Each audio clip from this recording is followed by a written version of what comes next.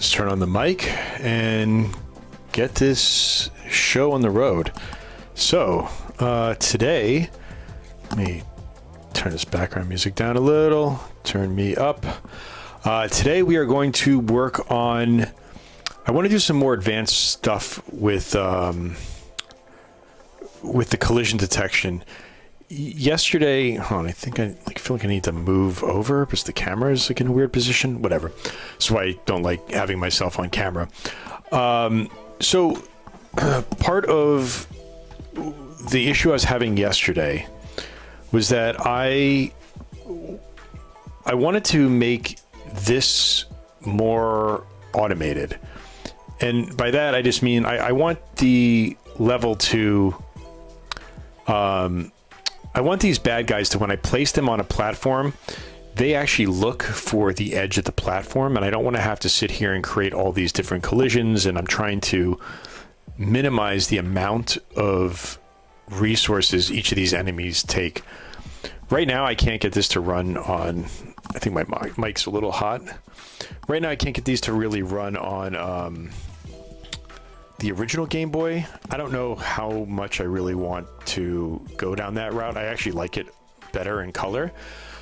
So I was messing around yesterday with some ideas, and we're gonna try to figure out how to implement them today.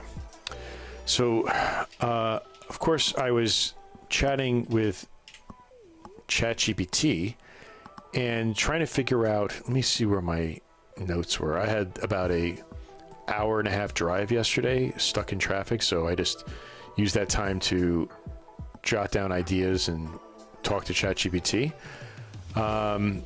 Where are my Game Boy notes? I have so many different projects going on. All right, tile map generation notes.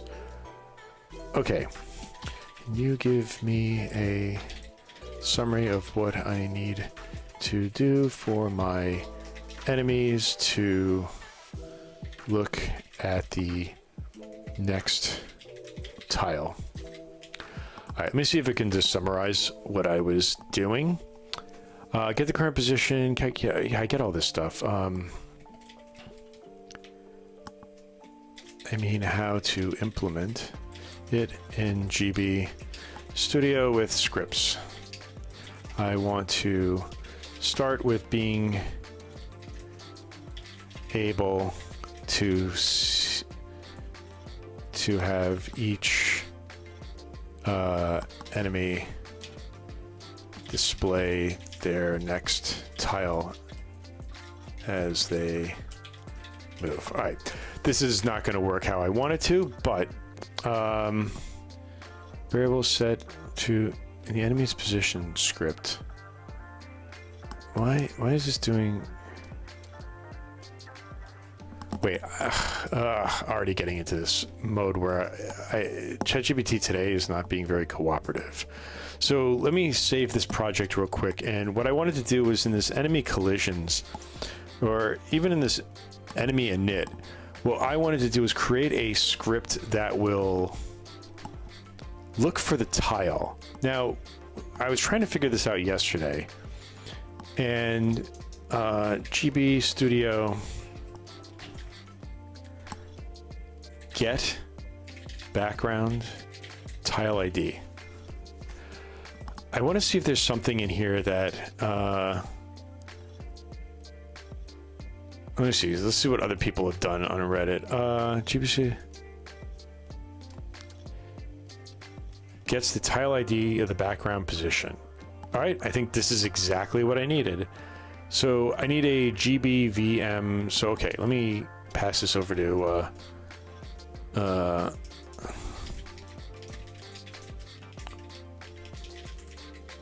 each. Oh, that didn't copy over for some reason. Oh, I know why. Because I got to remember that the commands are different because I'm on my Mac and I'm also on my PC at the same time. How can I make each enemy save its X and Y position to a global variable and read it from the script and use this to set the flag? All right, my goal is to do this. I want to, in the script, attach to each enemy. Is that really how the script stuff works? I haven't used this scripting in a long time. I don't know if they've changed it or improved it or not. But why don't we do this? We're going to start with enemy init, because I know that it just runs one time. What I want is that when every single enemy starts, it's going to give its X and Y position and then return the tile that it's sitting on. So I also wonder, can I, yeah, we'll just do it in here. All right, so I'm just gonna add this to the end, and I want a, where is the scripting stuff? Miscellaneous GBVM script. Okay. So add a reference. Variables. Ooh, look at this.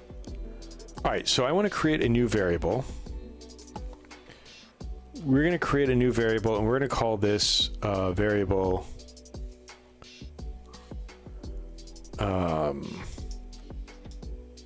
I want to rename this, and we're going to call this next X.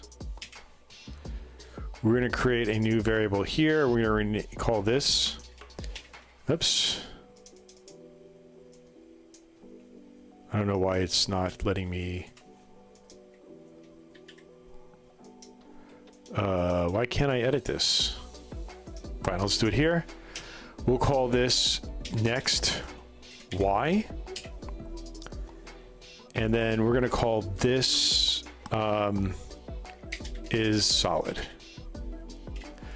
And so the goal of what I'm going to try to do right now is that I need a way for each of the enemies to pass to the script its next X and Y position. We're going to start by just saying, like, here's the X and Y position.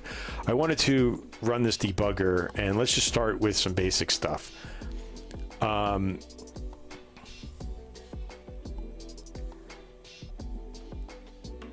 Let's see if this is okay. This is going to build good.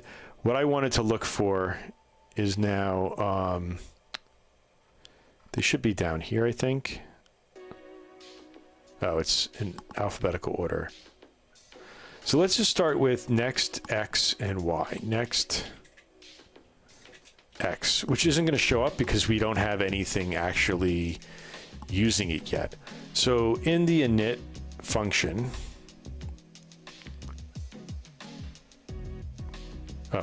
sorry, where's this method? Enemy init. All right, so I want to do this. I'm going to make a group real quick here. Insert event before. We're going to call this a group, event group. And this song is not great. And we're going to call this tile position. Because I'm going to copy and paste this into something else later on. I'm not exactly sure what just yet, but let's start here. I'm going to make a new event, insert event after, and I want to do, there should be something with the actor, if actor at position, actor move, set actor position, set. I feel like there's something in here that should give me the actor's X and Y position. Set active relative position. Start actors on update script. Stop. Store actor direction. Store actor position in variables. All right, and we're gonna do this as next X and next Y. And we want the,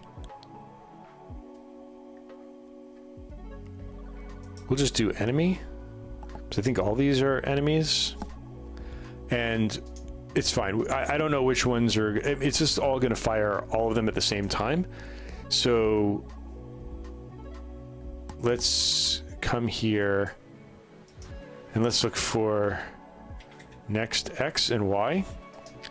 And what we should see is that when it, when we save the game, or sorry, when we start the game,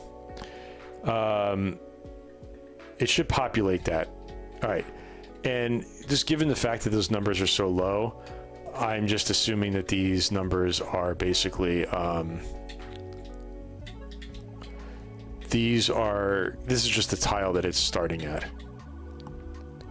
I was just going to try to kill all these guys, make sure this code still works. Bam. Okay. And then we get the game over. Okay. So now that we have this, what I want to do is I want to pause, and let's do insert event after. What I want to see now is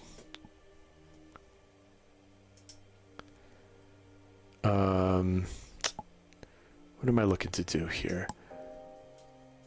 I want to create a message.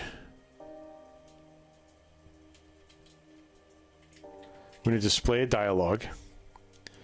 And in the dialogue, I want to, whoops, we don't need this. I believe you could do $, next X. So why don't we do this? We're going to do $, enemies, space. So we're going to call this enemy.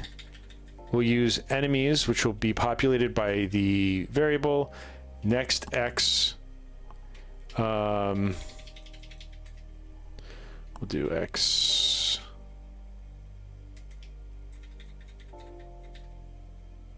Y.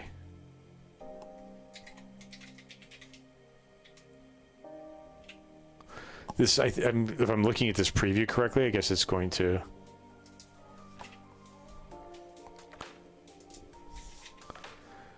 I think it's going to. It's going to be off screen. So let's see if that wrapping worked. So what's going to happen now is we're going to start our game. And now it should say enemy 1 is at. I don't know why next X didn't work, but next Y worked. 10, 3. Okay, so let's get rid of this real quick, and I want to figure out why next X and Y. All right, if we redo this now we should get the X and the Y. So the goal is to try to figure out what the tile is underneath them. All right, so we are at this, we're at this. All right, all these are looking really good. So now that we can tell what tile we're at, what we want to do is we're going to do, we're going to make a new variable. Actually, I'm just going to do, well, yeah, we should do it this way for right now. Let's do tile ID, and I'm going to make a new variable here.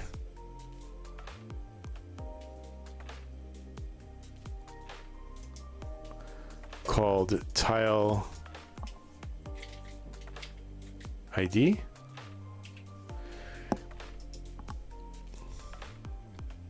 Now let's go back to our init. And then here, what we're going to get is tile ID. All right. So now what I need to do in this script is I need to figure out how to get this reference. So let me see how we do variables next.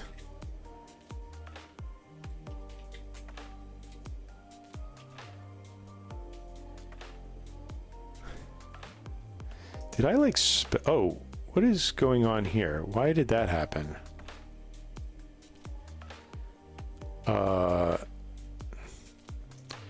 Tile ID I renamed on accident. This should actually be next X. We'll save that, and then I need to go find a new variable, which I thought is what I did. And we're going to call this tile ID, which isn't being used yet. So now if we go back to our enemy init and we come in here and we remove this and now do tile ID, we will have the tile. So what I wanted to do is var next X. I don't understand this scripting language at all. So, okay, here we go. This is the, what I don't understand about this is that how do I set a variable?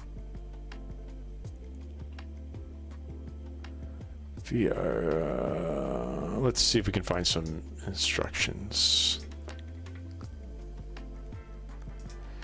GB Studio, how to use scripts, custom scripts. All right, parameters, no, this is all the same garbage. Where's GBVM? All right, so back to assembly. Well, it's similar to assembly. Let's see here. Okay, sorry, I just realized that my chat wasn't wasn't visible. How's it going? Add Streambo to your block list and it won't show up. I need to figure that out. How do I'm using something that's supposed to block them, but I haven't set it up here on this computer yet. All right, I'll take, thanks for the advice. I'll go through and figure out how to block the chat stuff. Let me see, what was, add stream boot.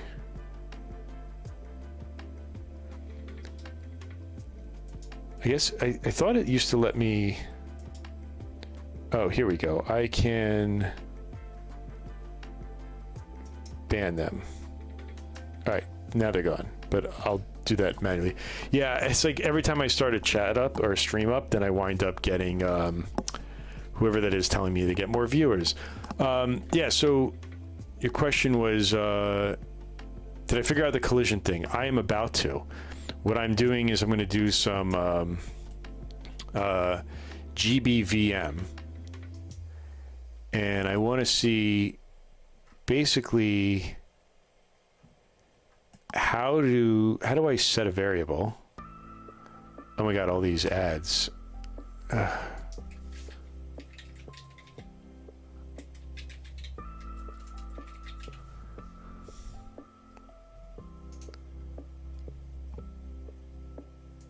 Sure.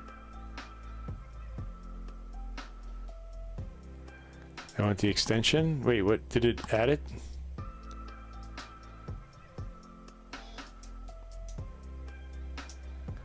It used to be like a, can I only install plugins if I am logged in?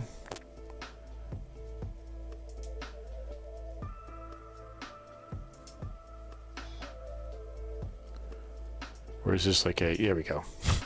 Like I knew it's hiding somewhere.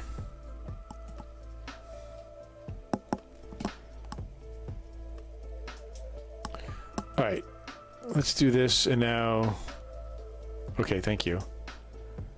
Let's refresh this. All right, so set variable 2 to 35. So you see them all the time. What it does is it won't appear on your chat, but you get a message from Twitch saying about this message blocked for blah blah blah person. Okay, yeah, I have to fix my chat stuff because it's supposed to be showing up in my stream anyways, and I just haven't gotten around to doing it since I moved over to my Mac. So the real question is,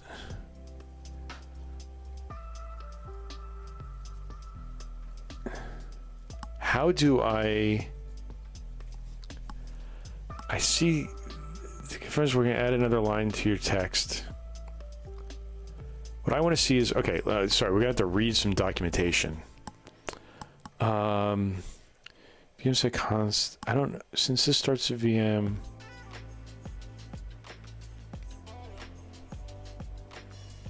not a pointer to another placeholder variable, something new. Hopefully this is apparent.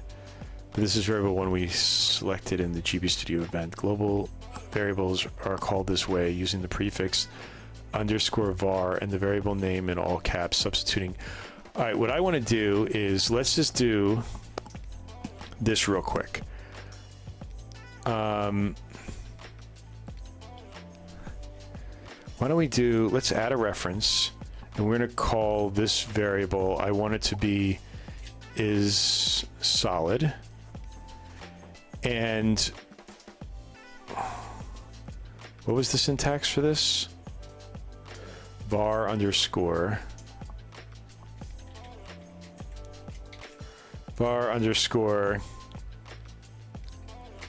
oh, is solid. And what's the assembly way of variable set to true? All right, so we need VM underscore set const. So VM underscore set const. So I guess that's the assembly for setting a variable. Is that poke or peak or whatever? We set the constant, we set the variable in -1. I just want to see if in the debugger this actually does something. I believe this is what it was telling me to do, right? Let me shrink this a little bit so I can see at the same time. All right, VM set const var underscore is solid 1. I don't have that underscore 1, but maybe that's just the way that they named it. So let me start the debugger back up, and then I'm going to look for var solid is solid.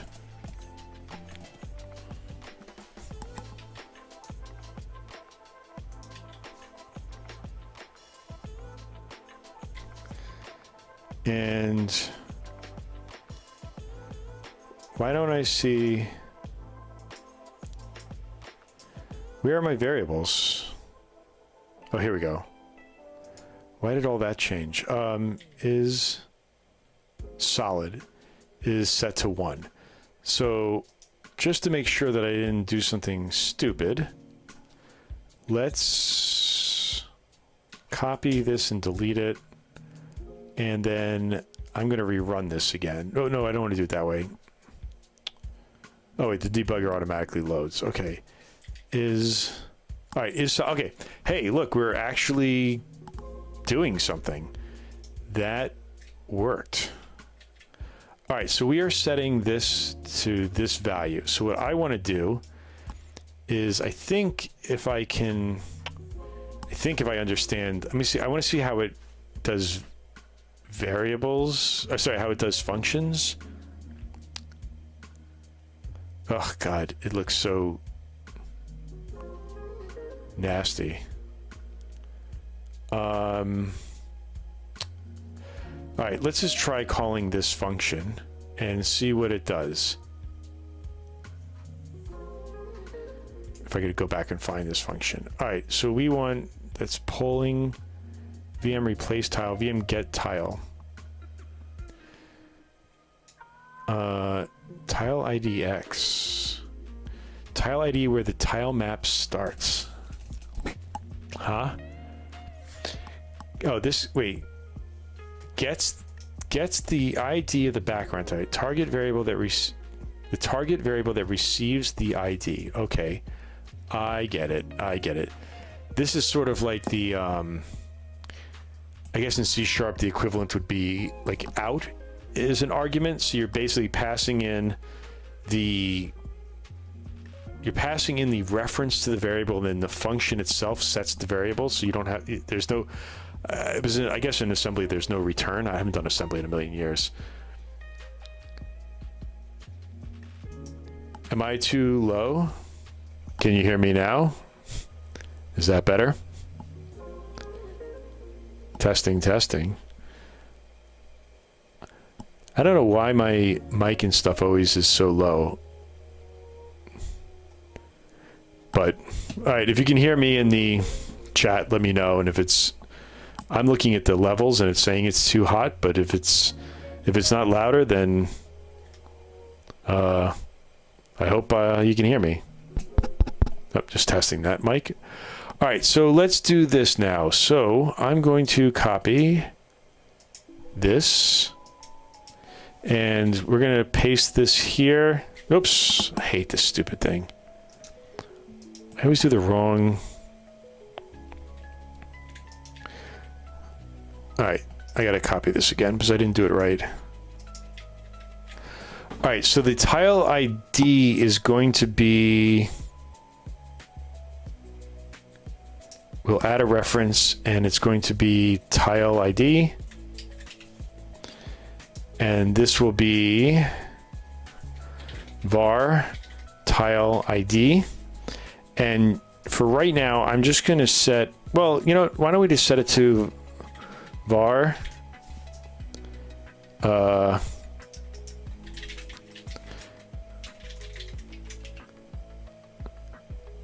don't know why this person can't hear me, but I don't know if anyone else can't hear me. Can anyone? Oh, you hear me just fine. Okay, then it's you. All right, so what we're going to do is we're going to change this now. Let me get back to my screen. What we're going to do is we're going to call this get tile XY. We're going to pass it in var next X, and I'll just go, I have to go reference that, I believe. Var next Y. So I pulled in var next X, next Y is solid. All right, so we should have everything we need here. I'm going to comment this out. I think that comments it out. And let's run this. And what I want to see is that the tile ID, hold on 1 second.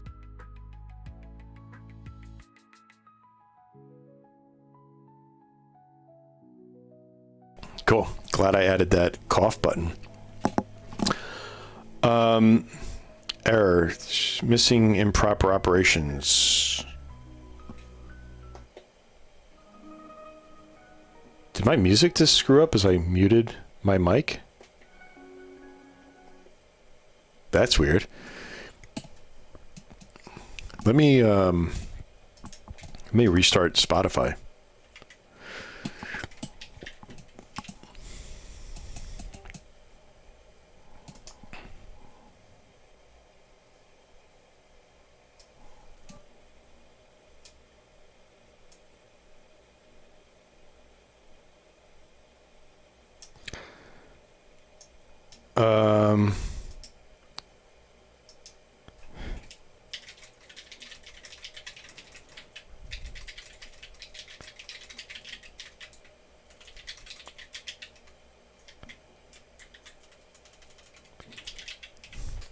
Well, how about this? Can you hear me now?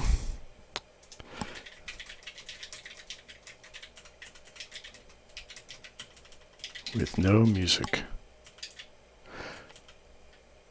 Something keeps beeping. I wonder if something is getting disconnected on my end. Let me go look at my sounds for a second. No, the output is this, and we're good to go. So I'll make this louder and see if this works. All right. Sorry. I can mime if you want. Let me see. So, all right, I'll go back to Spotify real quick. Let me get the background music going, and then we'll just go from there. I wonder if it's something to do with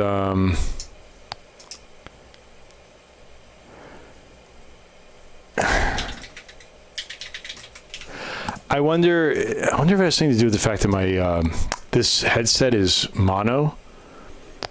I wanted to make a private session and play. Wow, the music's all screwed up.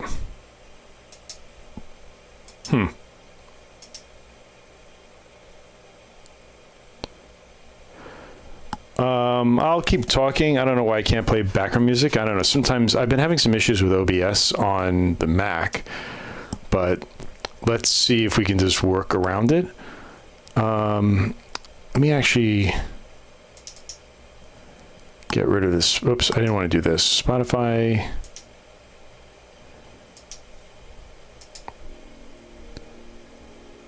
Yeah, everything's screwy with my audio.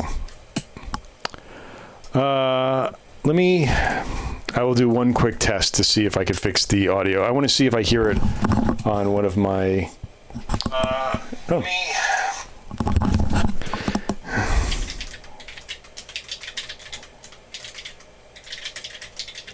I hear it just fine. All right, I'm moving on. Although no background music, which is fine. I don't really need it anyways. I just like listening to something in the background because I hate talking to myself. But okay, I was coming back in here trying to figure out what was going on, why I was getting an error. Let me see if I remove this, if that works.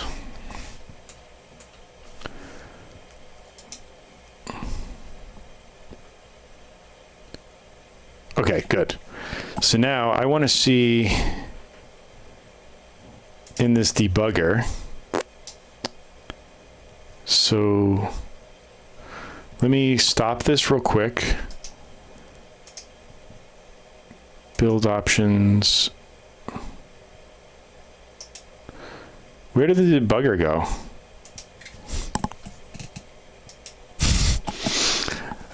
What's going on? How did I lose the debugger? Did I lose it because of this script?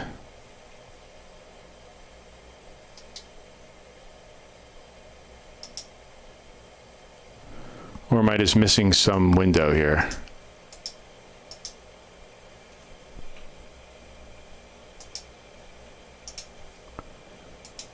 game, run with debugger.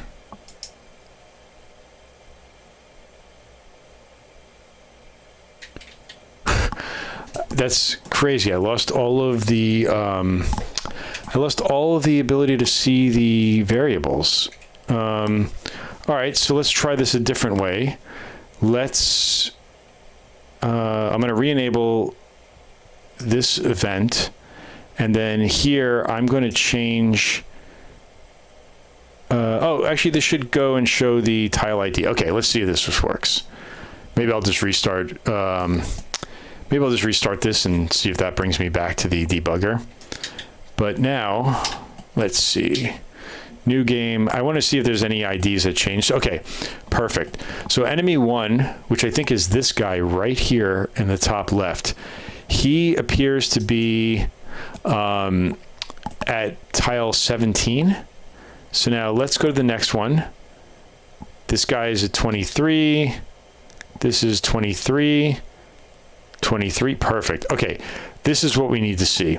Basically, when these guys are in the sky, they should be seeing that their background is going to be this 23. Let me close out of this. And now I would like to know what happened to my, oh, there we go. Ah, I must have hit that button. Okay, so now this is good, because what we're going to want to do is that we want to find the tile. How do I...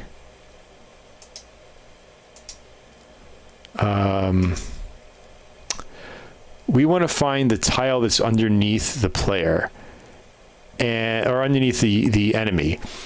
And we're just going to make this so okay, let's do this systematically. What I'm going to do is I'm going to move all the enemies into the sky, and then I'll move them around somewhere else. But this way what we'll do is we'll get whatever the default sky tile is, and we'll use, okay, this is the cloud, so I don't want to mess with that guy. All right, let me rerun this, and then let me see if all these should be returning 19, which I think is the value that we saw before. 23, 23, 23, 23, 23. All right, I guess the value is 23. Let's do something, because I'm a little concerned that that isn't really the number, and it might be changing each time it compiles.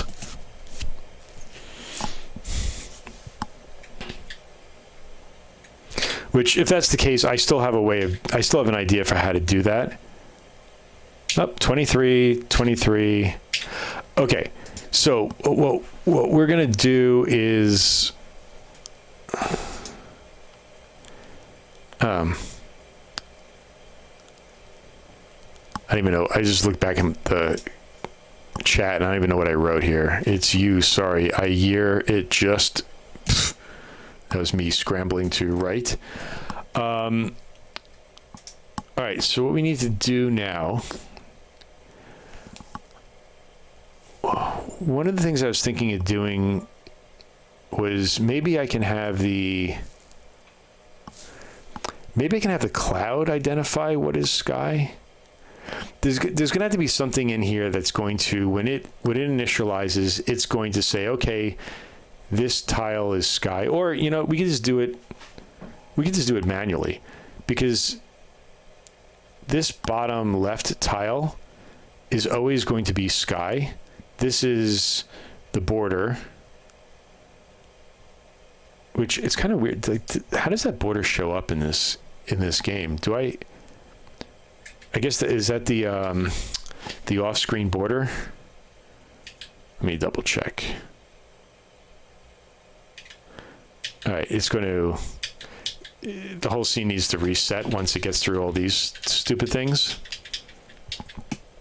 All right, so that's what we need to do. we're going to now look at when this level loads up for the first time. So enemy move, init menu. Let's see, when this on tick, is there on init? All right, I see what I'm doing, and I want to make this back to 30. I feel like it was running a little too slow. So what we're going to do is we need to create a new variable, and we're going to call this variable, we're going to call this sky tile ID. I wonder, actually, I kind of think I want to change the naming. I think it should be snake case, because I think everything winds up becoming uppercase anyways. So let's do this sky. We'll just do sky tile ID, and I'll go back and I'll clean up those variables later. But so from here, now we go to our level, and the first thing that we want to do here is let's create an event before, and we're going to set a variable, and we want to set the variable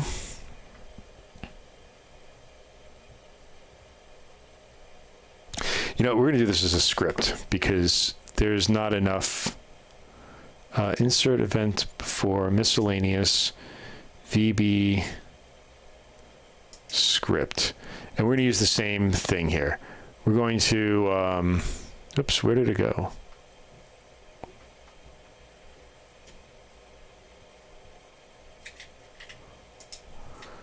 I lost it.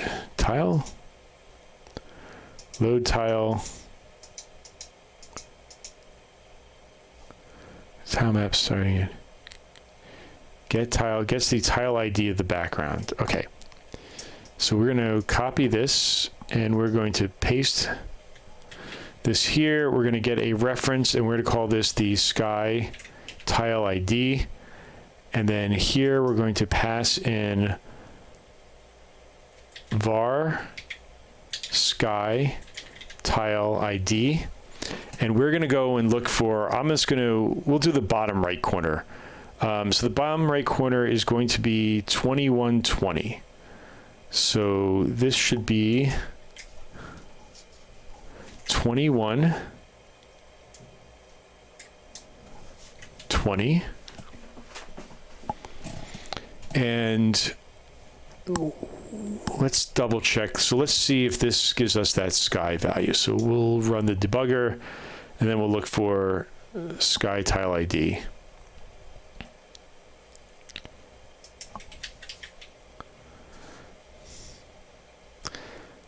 So let's watch sky tile ID next. Whoops. We want next X and next Y. Tile ID and is solid. Can I I don't need this, I don't need this, I don't need that. Oh, I do need the debugger. I don't need the VRAM. I just want to see my watched variables. There we go.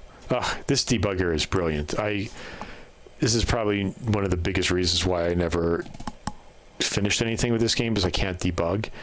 All right, so if we look here, our tile ID is 23, and now we know what is sky. So the next step is that we're going to go to our player, and now that we know how to do this, what I want to do is at the beginning of each, so okay, let me go back a step here. So what winds up happening here is that this starts, we set up all of our variables, everything is good, and then we have our attached script to timer. Let me rename this. This is our game loop. And our game loop just sets a timer, and it goes through each of these enemies. And then calls this enemy move forward script. And what I want to do in the enemy forward script, although I think I'm going to rewrite this a little bit later, is that it's going to calculate what the next tile is, right? Add speed to enemy's X position, enemy X, enemy, and then this moves the enemy in pixels to this position. It's current pixel Y and enemy X. And what I want to do now is I want to figure out this conditional right here is what's actually testing to see if it should flip or not. But we'll just add this right now at the end, and I'll deal with this later. So I want another script, GM script, and what I'm going to do is I want a reference to the next X. Actually, I wonder if we can calculate this. I wonder, how do you calculate GB Studio convert X pixel to tile?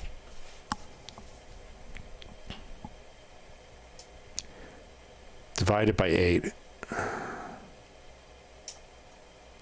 So this was one thing that I was kind of worried about. I don't know if I really like this division. It's got to be faster than the other stuff. I was just trying to avoid. I know division's like really slow. The X coordinates is X divided by, and the Y coordinates is Y divided by each tile size.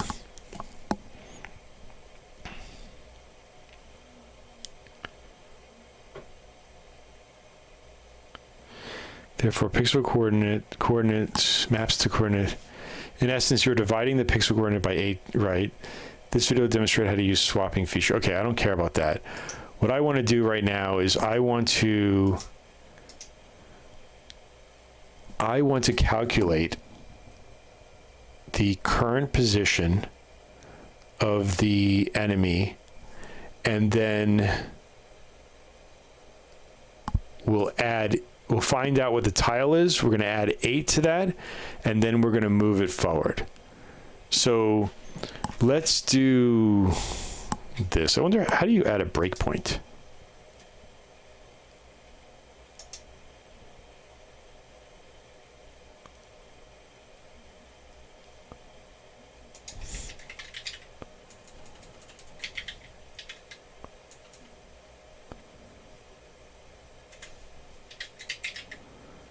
Debug. It's weird. Like in the debugger, I saw that there was like a breakpoint, but all right, we'll worry about that later. All right, so what I need to do is I need to pull in now the next X, next Y. We're going to pull in the is solid and sky tile ID. All right, so the idea here is I wonder how you add comments to, let me see if in there, oh God, I hate this. It's like ancient way of adding comments. All right, so we're gonna do, I just wanna write this down in English. We're gonna take the, oh, I need to reference the enemy X.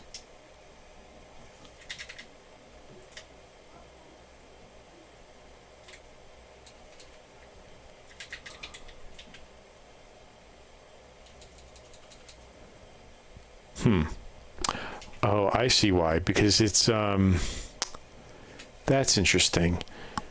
This is, I don't know if I can reference this into here, because this isn't a, what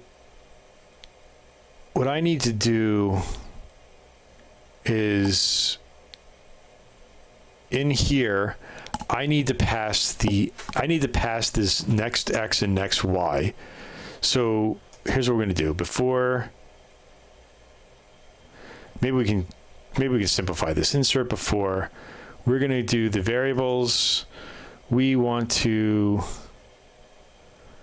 variable flags, math, random. We want to set a variable to a value. I'm going to look at the property, and I guess this is, we're going to set next x to this,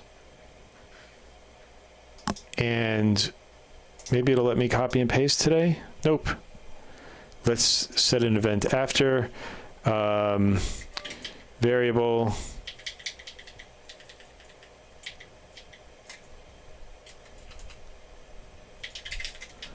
set to value, and then we're going to call this next y, and we're going to get the property of the tile y. Ooh, okay, here's what we want. We want this one. This is tile y, this is tile x. And now what we want to do is we're going to go back and call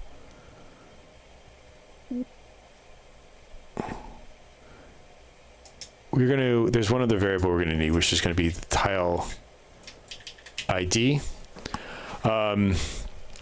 This is just a convoluted way of doing this. What we're going to have to do is when we, where's the API docs? We're going to have to get this, and we're going to set it to a temporary thing. So the first thing we're going to do is get tile. So, whoops, yeah, sure, whatever. We'll call this here.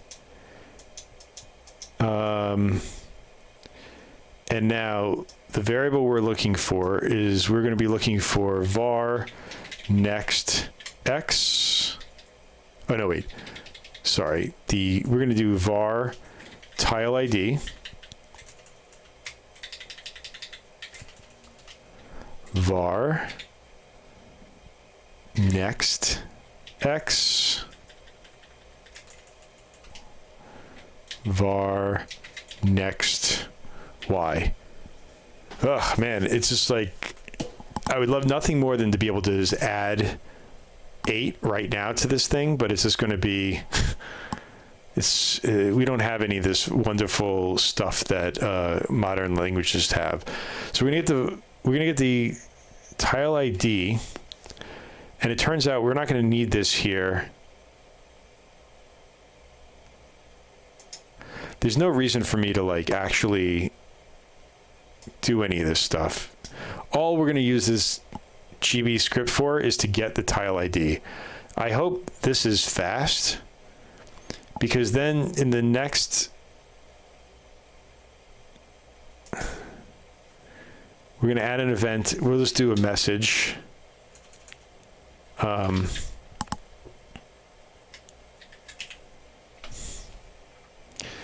And we're going to do enemy. I don't know what enemy this is because I don't have a name for the enemy. So we'll just do enemy var, whoops, enemy next, or actually what we could do is enemy x, enemy y,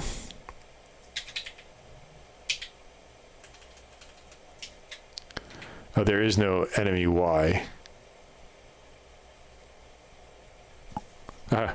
Windows wants to update itself. No, go away. I'm in the middle of something here.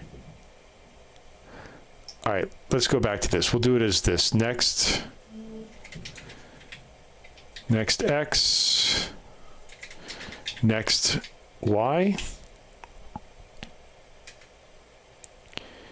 So now we're going to do the enemy's x and y position, which will be their tile, next x and y. This is confusing. I don't know why they do tile, it should be C and R, so you can know it's column and row, but I'll clean that up later. All right, so the enemy's NX position, what we're going to do is at tile ID, and then we're going to pass in tile ID. All right, this is going to get really sloppy really quickly, but what I want to do is just see that as it iterates through each of these, we should see each different enemy, and then we're going to see that they're going to give us whatever tile they're standing on, or whatever tile is literally behind them. So let's do this. It's going to give us all of our positions. Fine, fine, fine. I got to go remove that in the next round. All right, I need to loop that.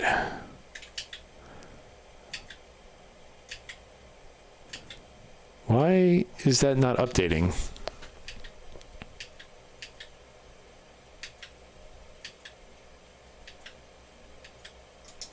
All right. Oh, I should have looked at the debugger to see how I can pause. Let's just do this. And let me go back to the main loop. No, it was in the enemy init, and I'm just going to get rid of this. Let's just disable this message. Oh, here we go. I saw it. Disable event. And now here, enemy move forward. We don't need this. We can just do a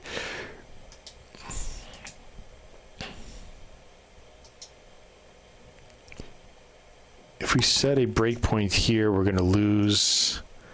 All right, let me make a new event after. And we want a condition. So if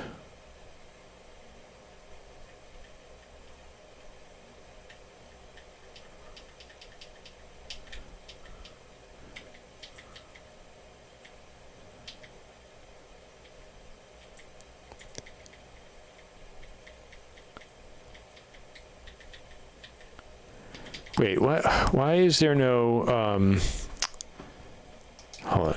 Add insert after control flow. There should be one for if a value, if variable compared with value. All right, we're going to make if variable compared with other variables. So here what we're going to do is we're going to look to see if tile, we want to see if tile ID equals sky tile ID, and then we're going to set variable to false, and the variable is going to be is solid, and I'm going to set a breakpoint right here.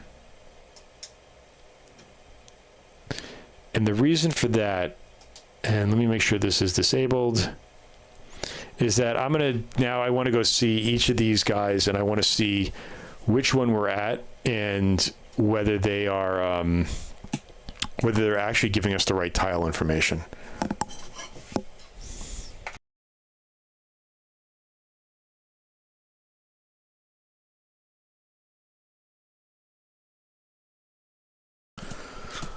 All right, so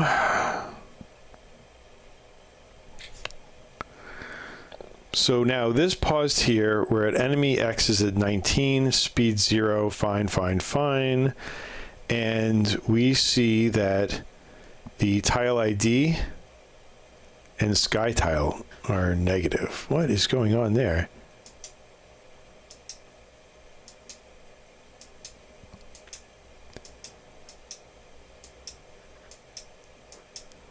Is that like a real value? Like, why would that be negative 226?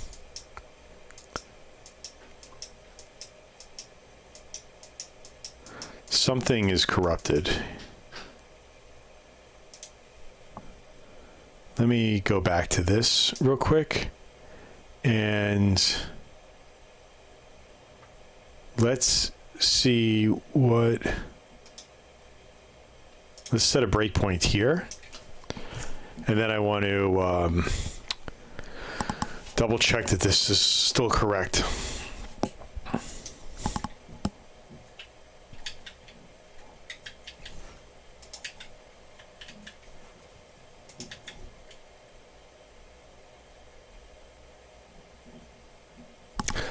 Oh, am I not setting this? Oh, wait. This is being called right before can exit. And we are here. The next X, next Y doesn't really matter at the moment. What we are looking for is solid. The tile ID and the sky ID. Why are these even set?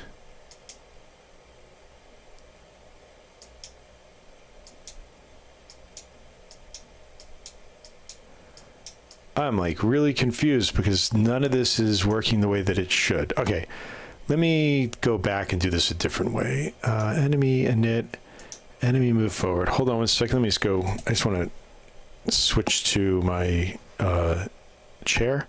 I'll be right back.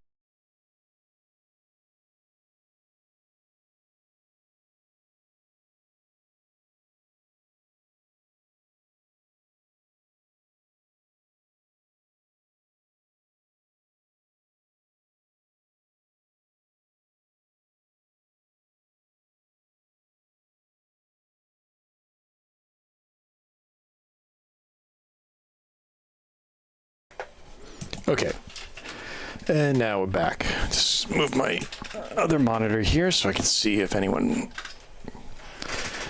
bothers me. Okay, so let's figure out what is going wrong here. I'm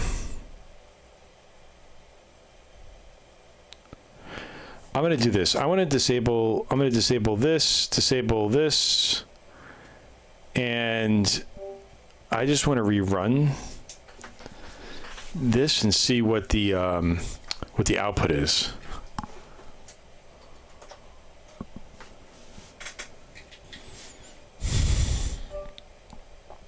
All right, so now we're paused.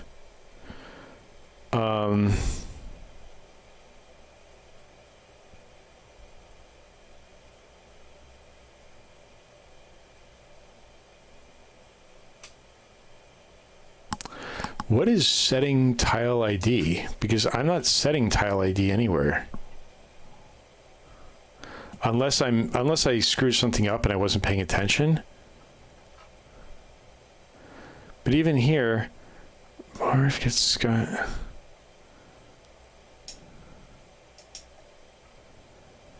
Var tile ID. I don't think I'm calling that anywhere else.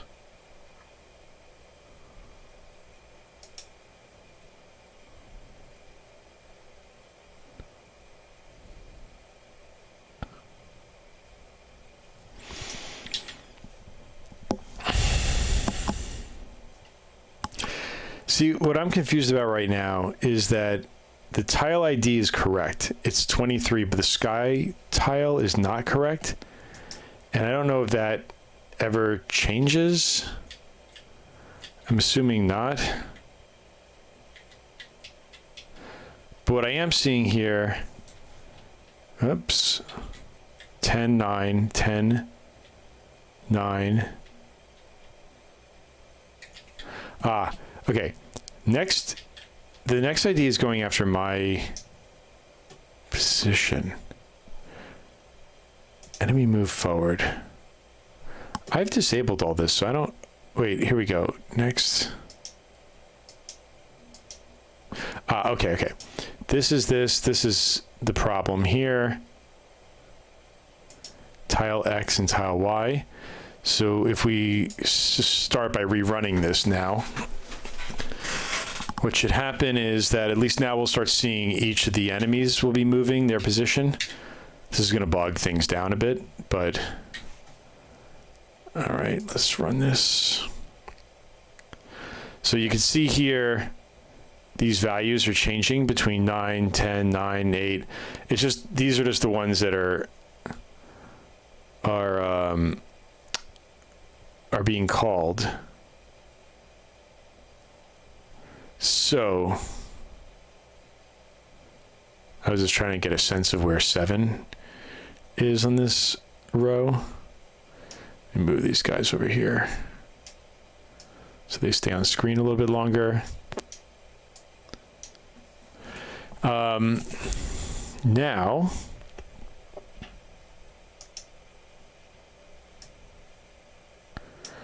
the real question is, what is calling?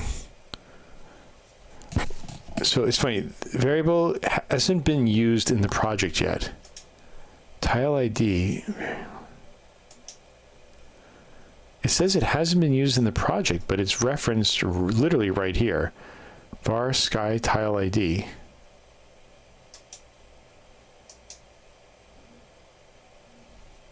Maybe this doesn't count as a reference, but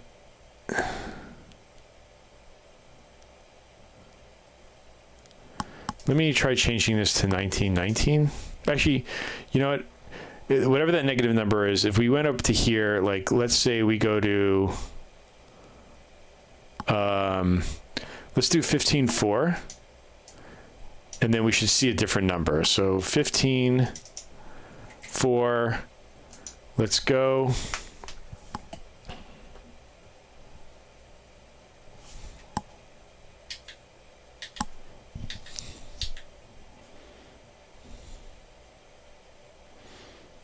So interesting, 15.4 is returning 0.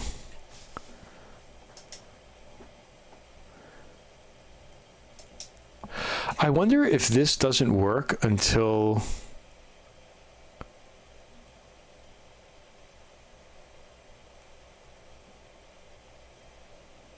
can that be the case? All right, so if that was 0, then let's come down to this tile, which is going to be 17.5. Or we can leave it at 15. Let's do 5. Now, I want to see that this tile ID is something other than 0. Or at least the sky ID is something other than 0. Interesting.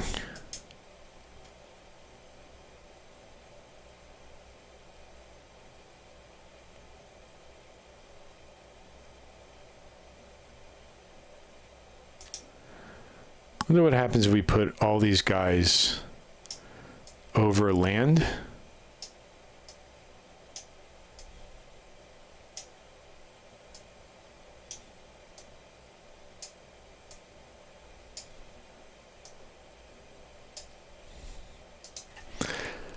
Because now they're updating this this tile ID.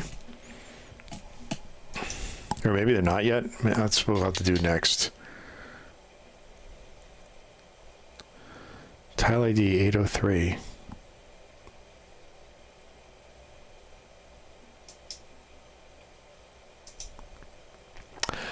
I think what's happening, even though this stuff is disabled, I'm gonna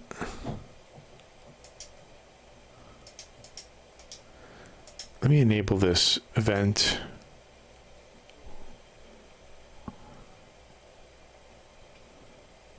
Let's do this. I want to delete all this stuff, and let's just get back to what it was before. I have like a weird feeling that stuff's executing, even though it says it's commented out. And let's disable this, and let's disable this. So now the next X should not be updating anywhere. Next X. The only place that is updating next X is going to be in the enemy init. But I've... Oh, look at me. I still have this stuff, and I think this is causing a conflict. Let me disable this for a second.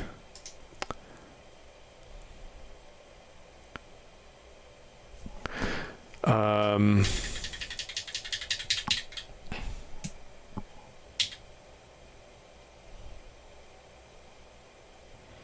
right, so sky ID is 0. All these guys are moving and they're inside of the platform. So what I want to do now is let's go back to the start here.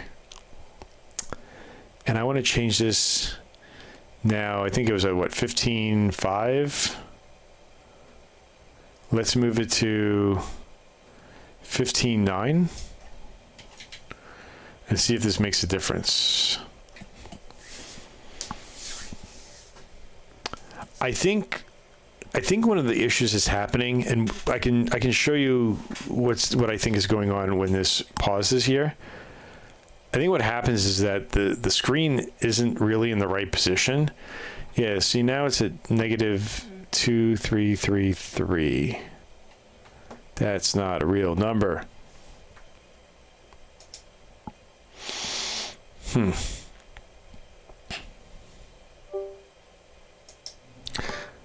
Let's just do this. I'm going to disable this. And I'm going to set sky tile ID. Oh, can I not set this variable directly? Cool, cool, cool, cool. Let's just change this to insert an event after, set variable to value. We're going to use sky tile ID, and we're going to make this 23.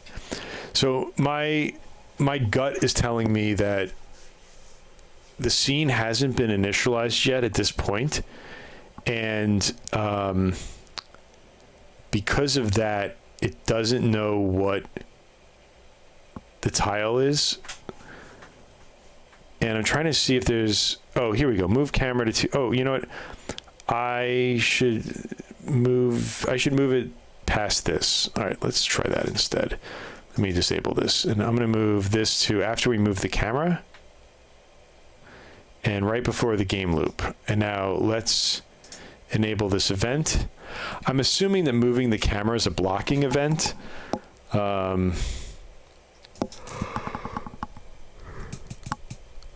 Let's see what it does.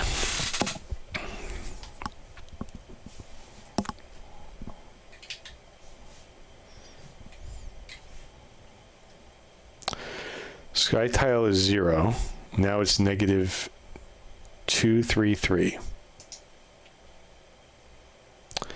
Let's do 2120 again.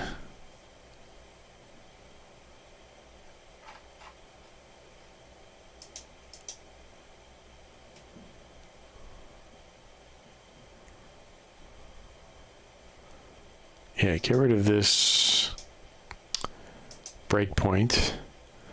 We want this to be tile 2020.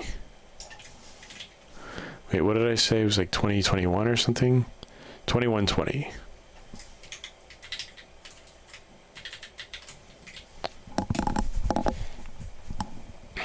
All right, let's run this and see what it does.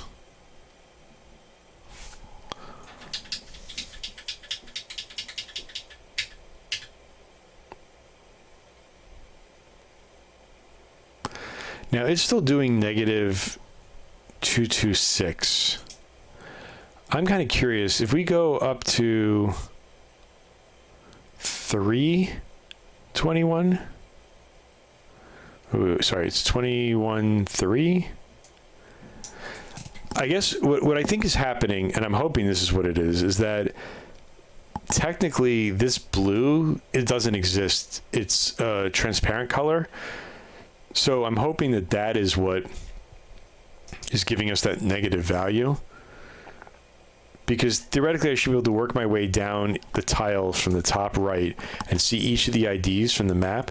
And if they're not consistent with what I'm expecting, then something else is going wrong. See, like this tile ID is 0.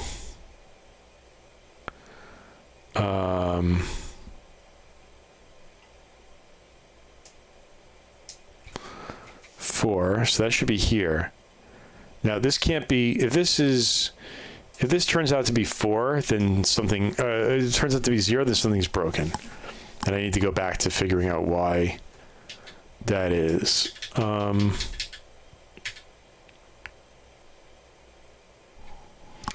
right, something is broken. Am I calling the wrong script?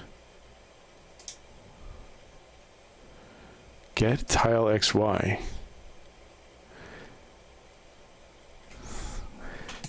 Target variable received. Sky tile. 21.4. Let's try 09.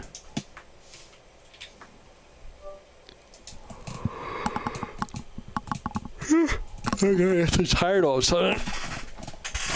Must be this exciting debugging of Game Boy code. All right, so that gave me negative 489.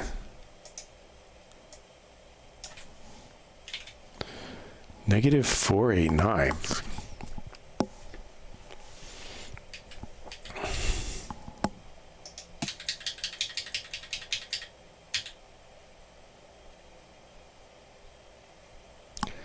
So that gave me negative 1. So then this one should be negative 1 as well, because it should be in this open empty space.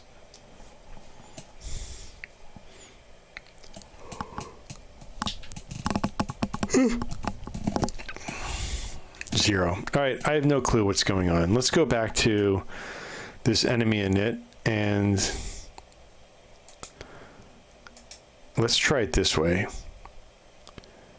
Enable the event. I had this set correctly. So let's disable this event. Come back here.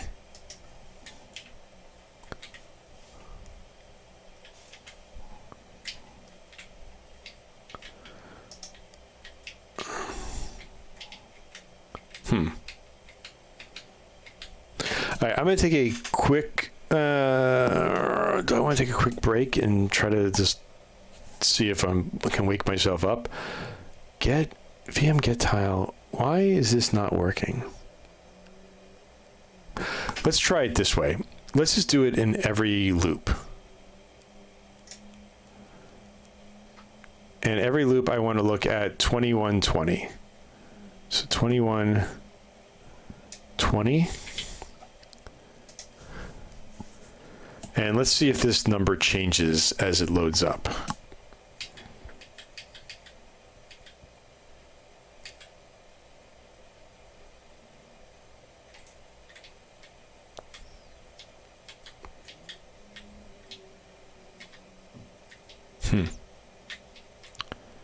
I wonder why it's coming up as negative.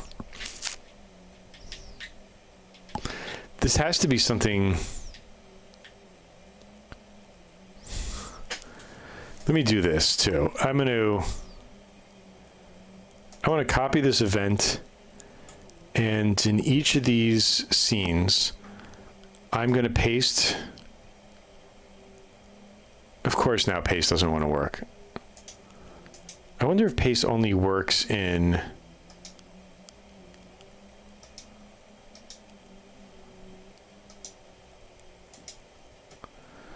It's fine. We can do it. We can just copy the code.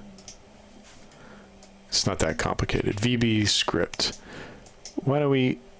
What I'm trying to see is I want to see it from scene to scene if it actually changes the ID. Script.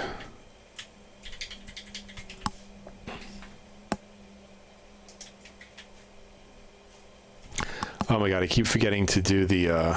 So I'm using the wrong. It's fine. This is get tile ID. We're going to reference the sky tile ID. Var sky tile ID. And we wanted this to be 1917. Let's just do 1816. 1816. 18.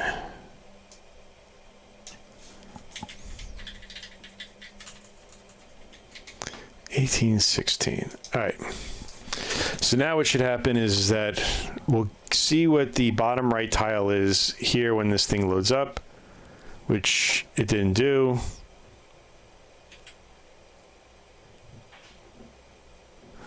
And now it changes to negative 226. I wonder if this even works. Why wouldn't this change the tile?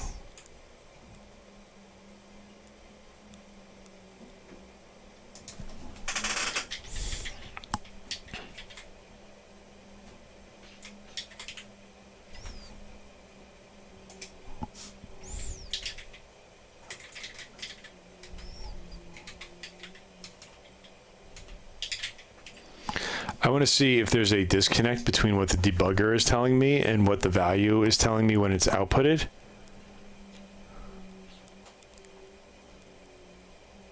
Also, that didn't even get triggered.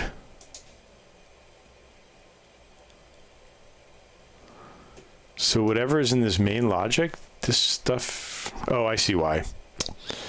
I'm an idiot.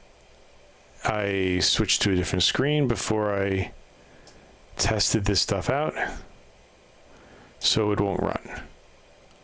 All right, now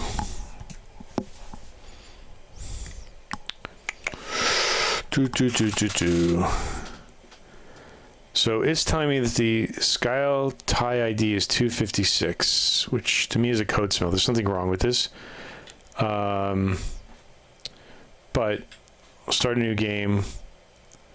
And now it changes to negative 226.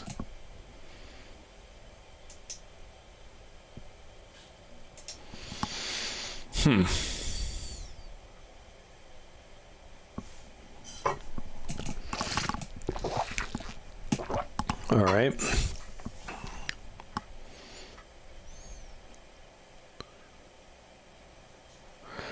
Replaces a position with a background tile from a tile set.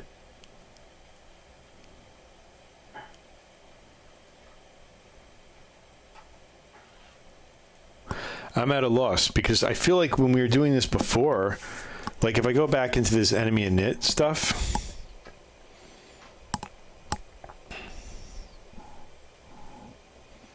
and I re-enable this,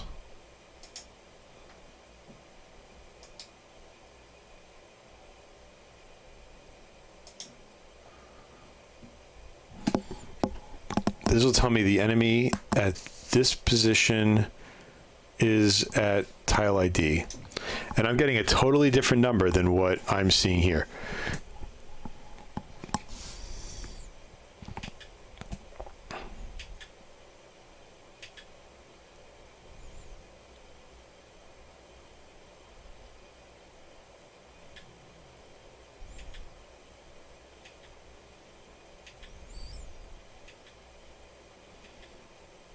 All right, so all these are going to show there because I have moved them over to land.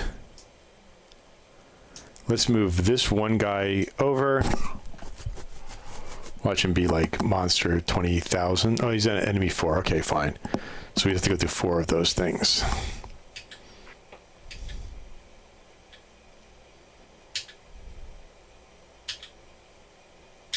It's 23. So I think what's going on here is that I think the script is loading before the level is actually loaded, and it's trying to call or it's loading, I think, before the tile map is rendered. So it's trying to draw the map, and then it can't get the ID at the same time.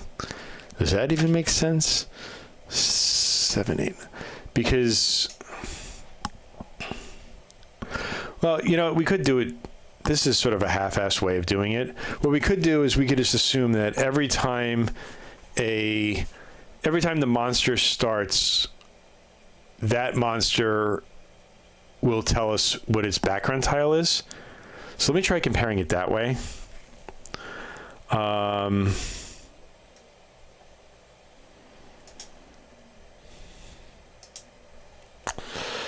Enemy init.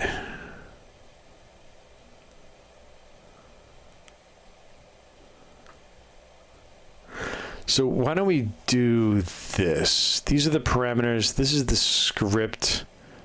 I'm going to create and insert an event before. And we're going to do if variable compared with value. I want to see that the enemies equals 0. Because what I want is I want the first monster to tell us where the sky is, and then I don't care about it after that. And then what we'll do is now let's do this. We'll copy this event. Are you gonna let me paste? No. We'll copy this. And now let me move this up here. All right, cool. Scrolling isn't working, so I can't move up. All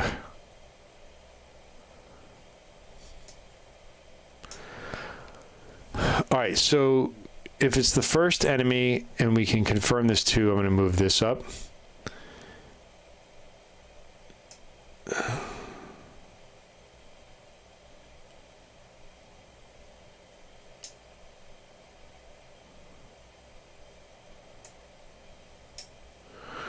All right.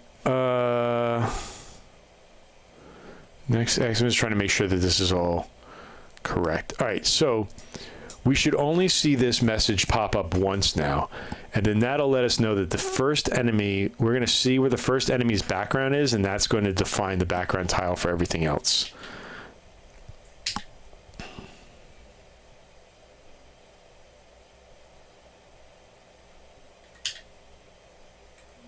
And that, my friends, is incorrect.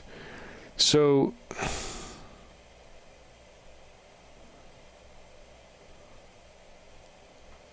why now does running this at the beginning not give us the right value?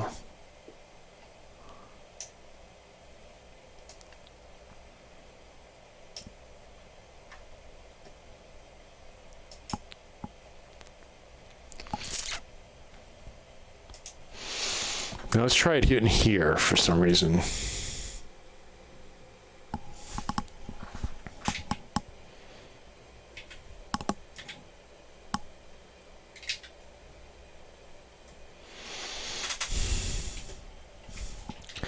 Wait, was I not paying attention because I'm like falling asleep? Did I just like automatically just hit OK?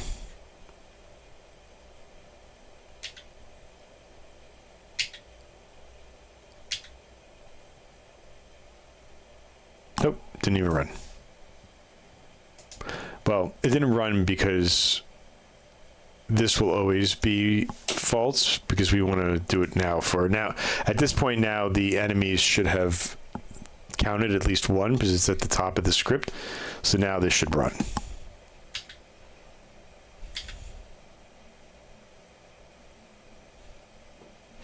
All right, so this is at 797, fine.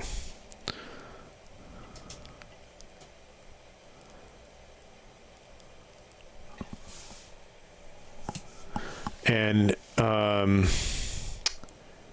now what I want to do is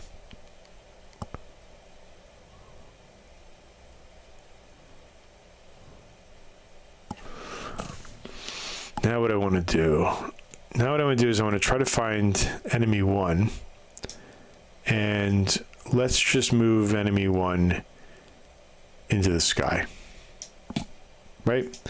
So now we should get 23. The reason I'm going through and doing all this stuff is that I'm going to make changes to the tile map, and what I want to make sure is that as I'm changing it over time, the tile ID changes. I want to make sure that I always get it based on the current thing. So right, so now it's 23. And then if I move him here, it'll be a different number.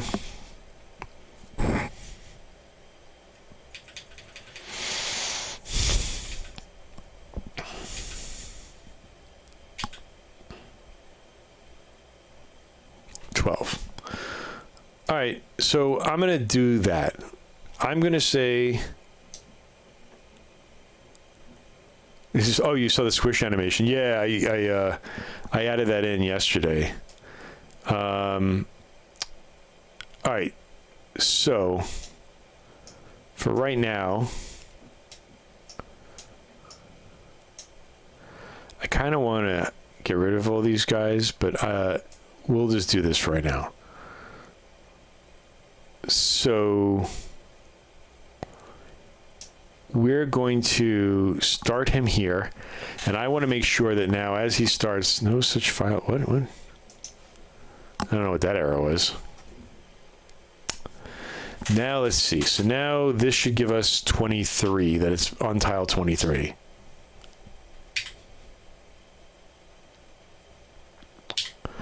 All right. So I'm calling it here. I'm going to say that when the enemy inits, the first time that this runs, we are going to set the, now I want to make this the sky tile.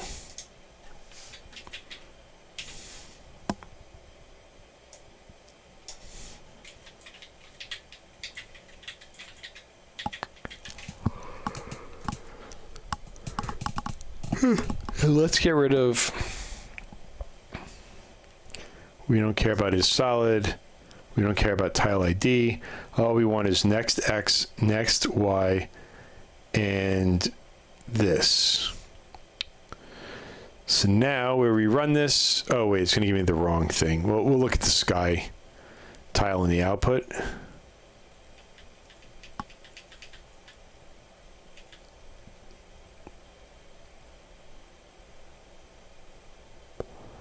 Now he says 0. All right, he's going to say 0 because I changed this to sky tile ID. All right, let's run this real quick. Then I'm going to take like a 2-minute break just to get out of this room because there's no AC in this room, and it's probably also between a big lunch and that, it's probably contributing to me wanting to fall asleep right now. All right, so, whoa, look at that. All right, so it went from 23 to negative 226. And I think that has to do with this here, because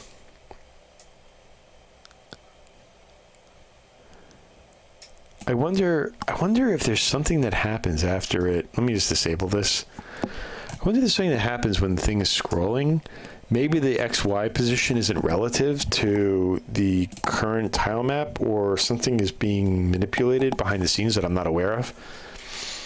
But I think just for right now, we have a base way of doing this.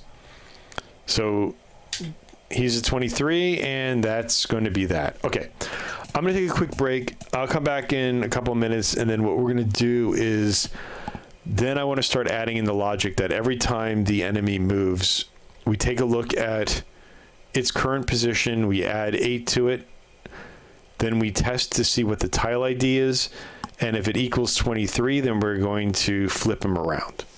So, all right, I will be back.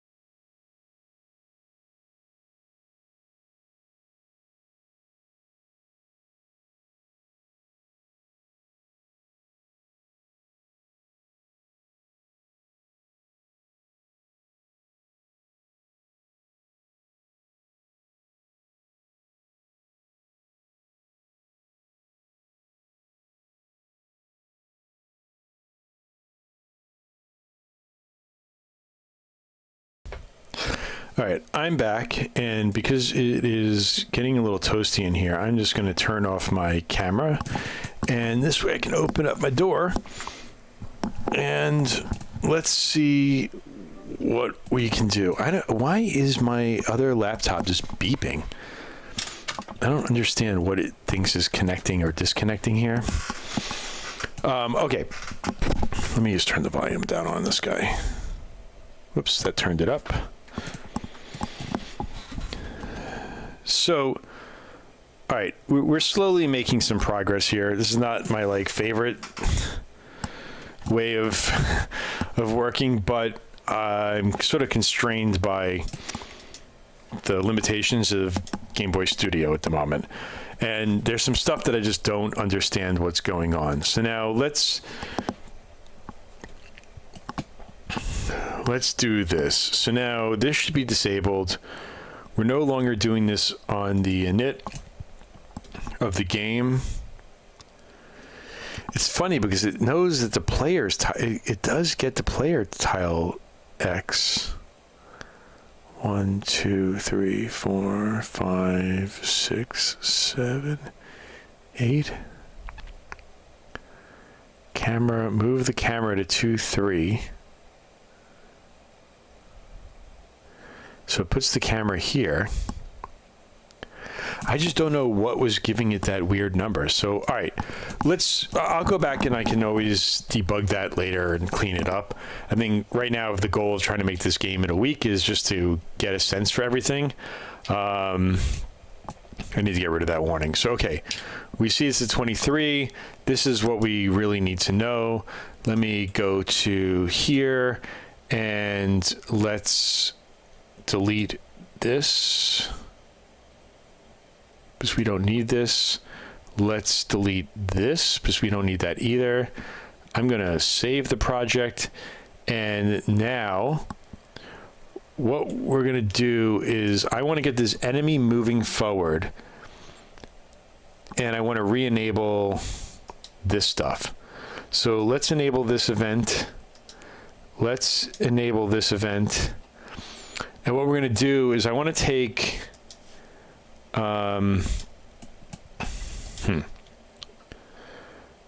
there's enemy speed multiplied by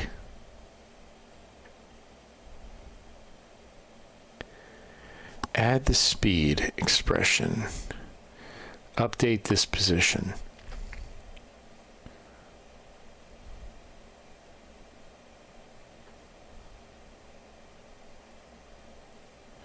I wonder if we can do this a little easier. Let's insert an event before. Can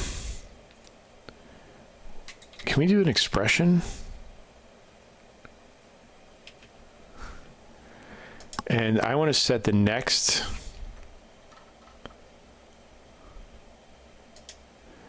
X to equal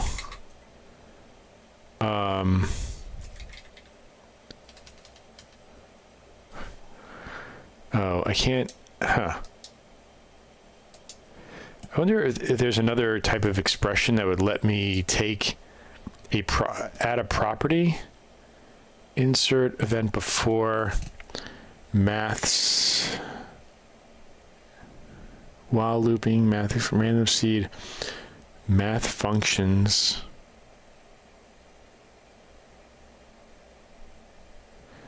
Set a variable to the result of evaluating a math expression. All right. I think what has to happen is that we have to first set I wonder if this is a weird question. I don't know why I'm even doing this. Maybe because I'm just tired, but what is going on here? Calculator. Do I not have the calculator installed on this computer? That's fine. I'll just do it on my Mac. I'm pretty sure that I can just... What I want to figure out is that based on the direction I'm going to either do like 1 plus 1, right? 1 plus -1. No, so that's not going to work because it's going to, no, that'll work. Okay. I think what we're going to do in order to get this to work is we're going to, in this condition here, I want to set a variable. And I'm going to, parameters. Can I add another parameter? How do I add another parameter?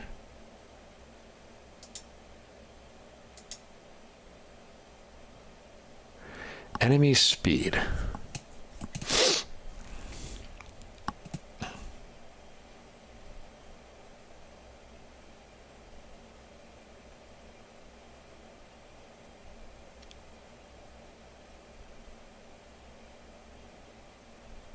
All right, let's do it this way. We're going to make a new variable, and we're just going to call this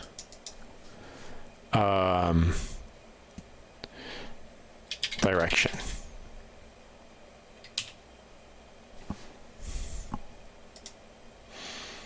And direction, when we go into our enemy move forward, we are going to either set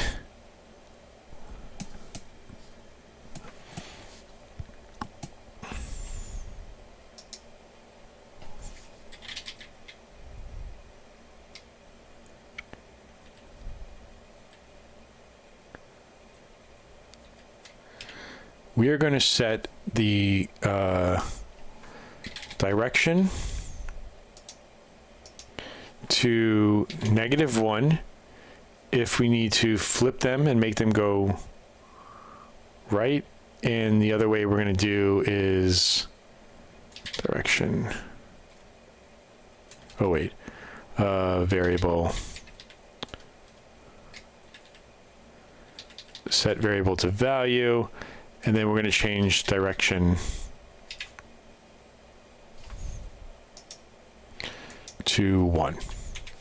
The reason why is that when we get down to here for the evaluation, we're going to set next x to equal, where's this evaluation?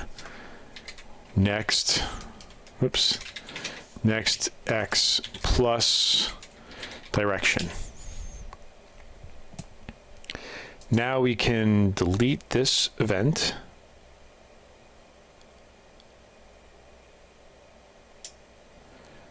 And for y, we're going to do something very similar. We are going to, but this one's a lot easier. We don't need to know we already know the y, so we just need to add 1 to the tile. So let's add an event after, and we're going to set this variable. We're going to do an equate. Oh, you know what? I'm so stupid. I need to. This is so annoying. Okay, we need to update the variable with the current x position. Then we need to increment it by 1 tile in order to get that to work. And then here we're going to do the same thing. And then let me just copy this event and let me paste this event. Paste event after. And then here we're going to set this to next. Next y.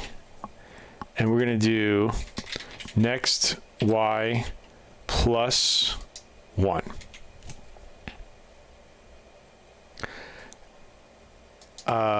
We always are going to do +1 because we already know that. All right, so what I'm trying to do here is get it to basically where this guy is moving around, right? And we want to look 1 tile ahead and 1 tile down. So when he gets to here,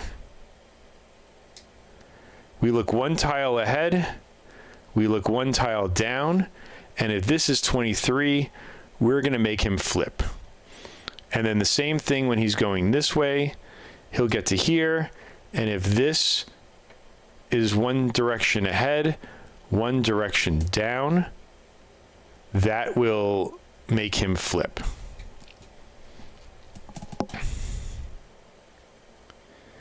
So in essence, what we're really doing is we're getting rid of this. We're going to replace this entire condition. What I want to check though right now is that we're getting the correct tile every time. So now let's go to VB or GB script. We're going to do the same thing here. We're going to get the tile ID. And oops, all right, whatever, let's use it for my memory. Oh, God, I got to really fix this keyboard. And what we're going to do is we're going to make this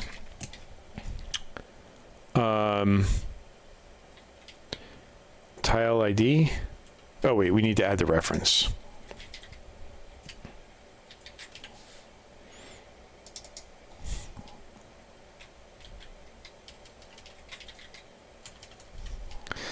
Var tile ID and var next x, var next y. Maybe we don't need to define these references. Maybe the reference is really for me, right? X, y, tile ID and variable. So if we come back here and we now watch the tile ID, what should happen is that, wait, oh, referencing, you know, here, all right. We do need the tile ID. Tile ID, we need the next X, and we need the next Y.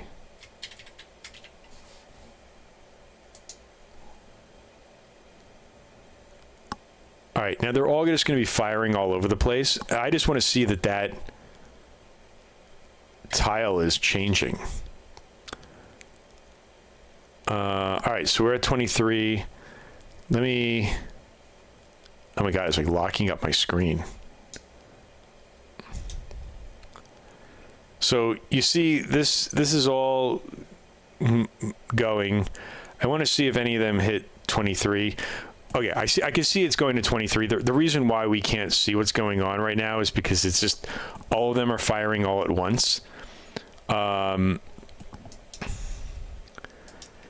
This is going to be a little weird, but I think I'm gonna edit this map real quick.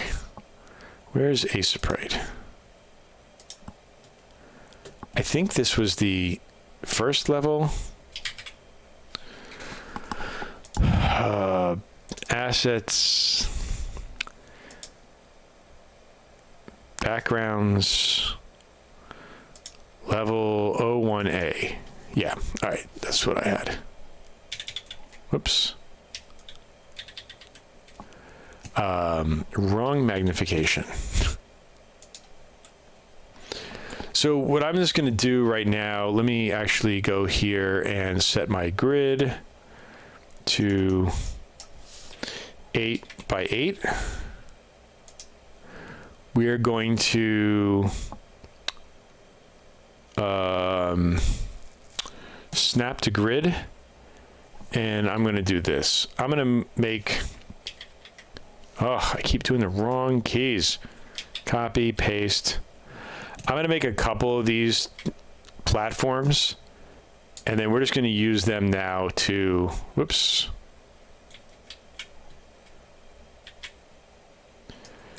We're going to use them to hold all of these enemies. And we're going to make this one a little bit bigger.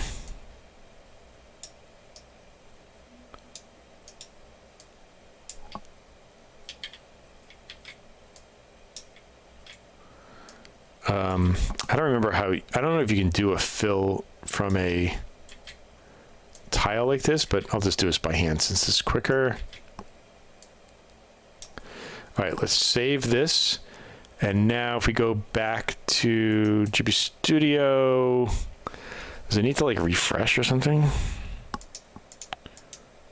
Sprites, Game World.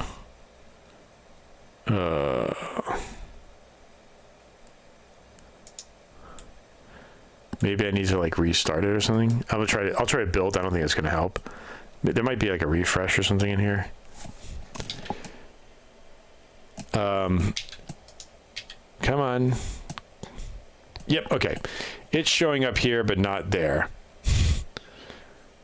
All right. Perfect. So now what I want to do is get this guy to refresh.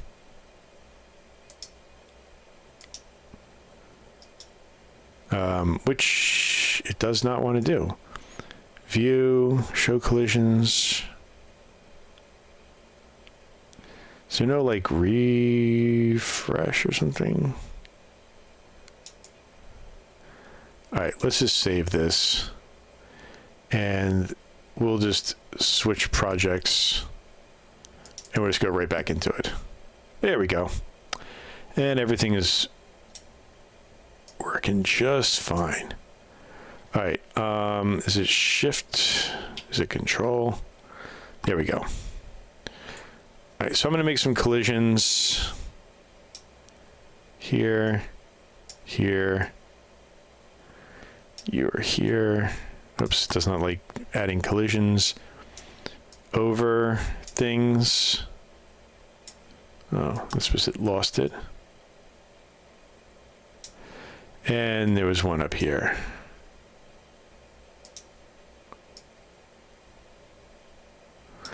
So let's put this guy here, this guy here. Actually, it would help me tremendously if I actually did them in order. So here's one. This guy's 4. We'll put 4 down there. 2, 5.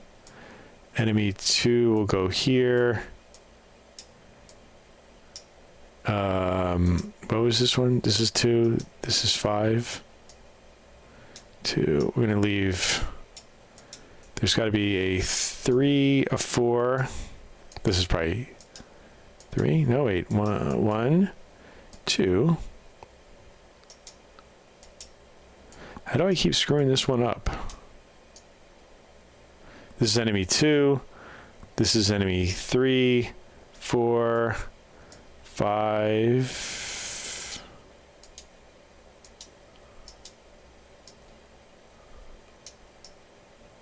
6,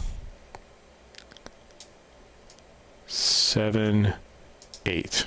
Great. All right, I just want to make sure that all of them are on solid ground. It's not going to do anything. I'm just going to, what I actually want to see is that there should be a lot more 23s popping up. So let's take a look at that. Because they're going to be hitting the edges really fast.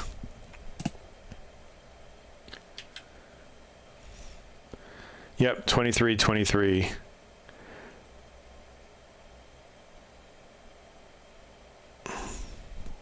All right, so now every time they go to 23, what we're going to do is we're going to flip them around. So let's see if we can get that to work. So enemy move forward. I think I'm just going to rebuild this logic and I guess disable this.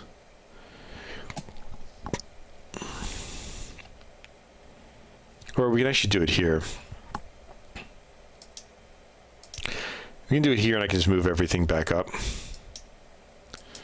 Let me close all this stuff down. Next, next.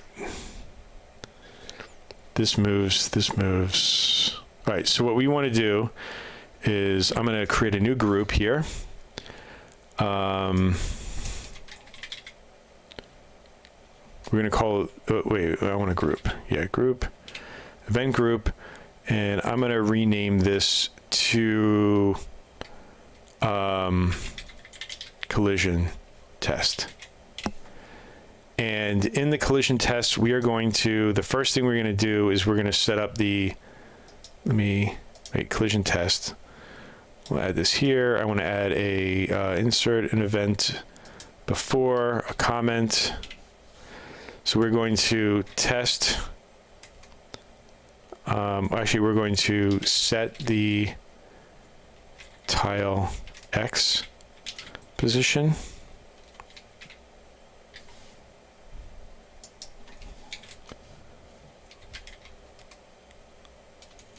Yeah, we'll just keep it like this. All right, so what counts as setting the tile X position is that we get the direction. So we have this X and this and this and this. Okay, so now next thing we're going to do is insert this after. We'll add another comment. Oh, I didn't want to do that. I wanted to add another comment.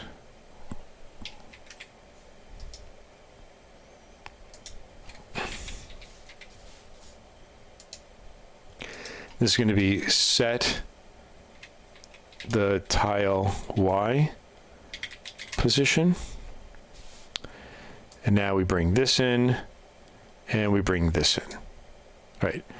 Now the next thing I wanted to do was I was going to add a comment here.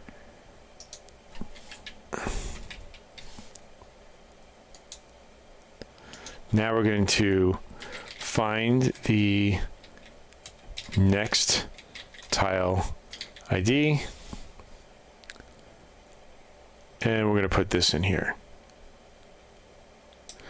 So now all of our stuff is encapsulated into this collision test, and what we're going to do is we're going to move this up into here.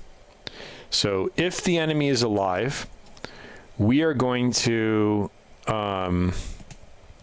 set the X position. We're going to set the Y position. Then we're going to find the next tile.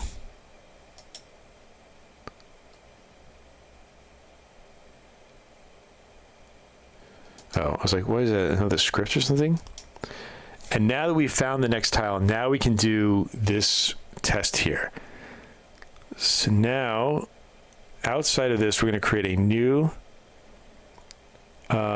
insert new event before. We're going to call this a group. And we're going to rename this to collision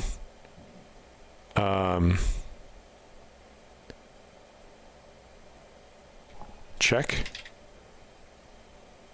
Check and test sounds so familiar. Well, let's do this as collision, or we'll do change direction. All right, so I want a condition here. If variable, compare a variable with another variable. So, okay. So if we are enemy 1, sorry, we are going to take tile ID, and if it's equal to sky tile ID, let me do something else here.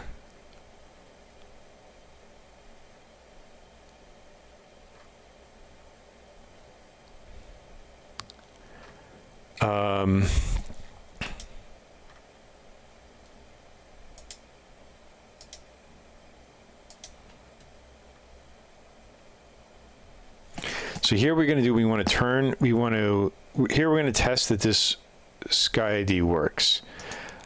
For right now, I think I'm just going to put a, what do I want to do? I want to, let me disable all these things.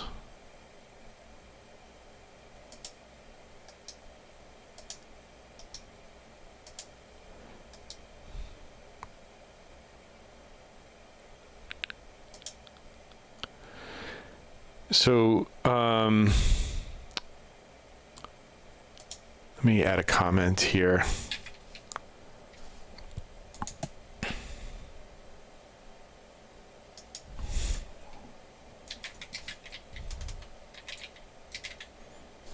Do nothing.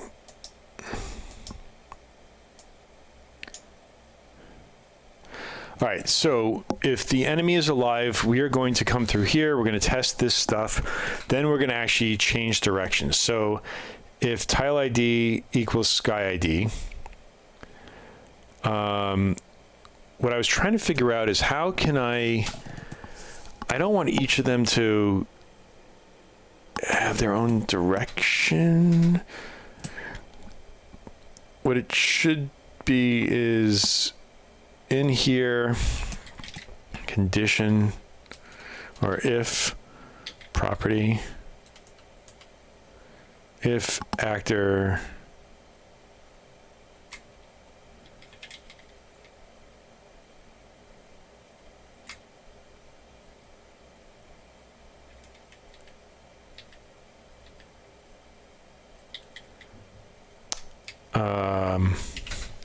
let me see if I can change this to direction or something. Property.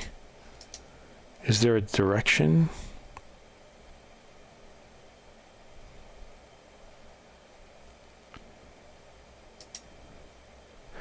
I think what I need to do is variable A.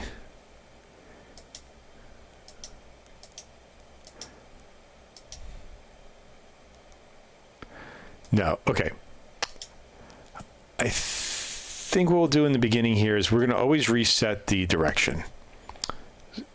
No, wait, we can't do that because if we reset the direction, then it's always going to... What I'm just trying to figure out is I don't want to have a direction for every single enemy, but I also don't want to have to calculate it on every frame. So I'm just trying to weigh in my head what is the better approach.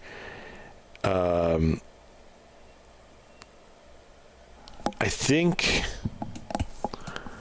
for right now, maybe every enemy should have its own direction.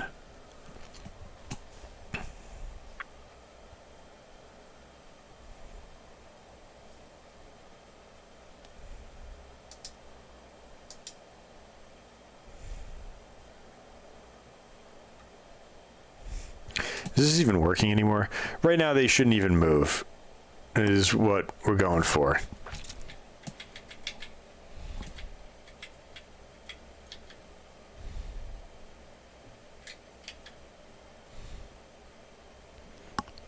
So some of them are already going to be at 23. So what I want to do is, let me look at how I was doing this before. Where's my...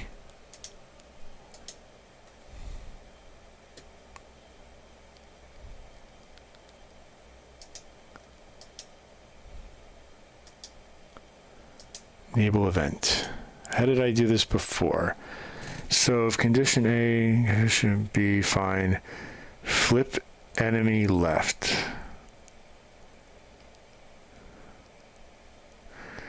So how do we get the direction?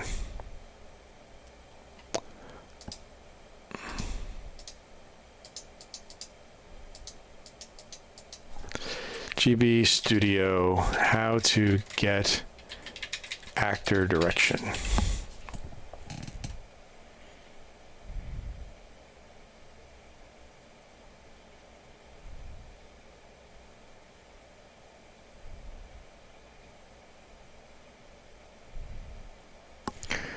Choose a variable. Select the variable you want to store the direction in.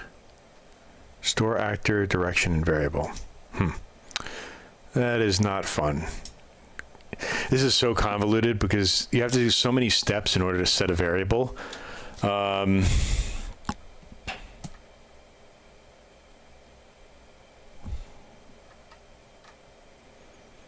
right now I also want to make sure that I'm actually doing this stuff correctly. This is all the... I need to move forward.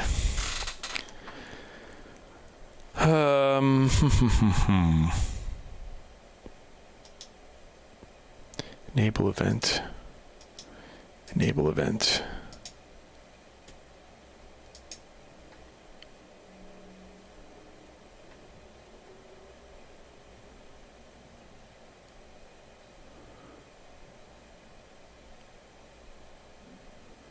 What I want to figure out is variable A. Man, I really don't want to have to keep track of every single enemy's direction. It just seems like such a waste. But I don't know how else I can do it here.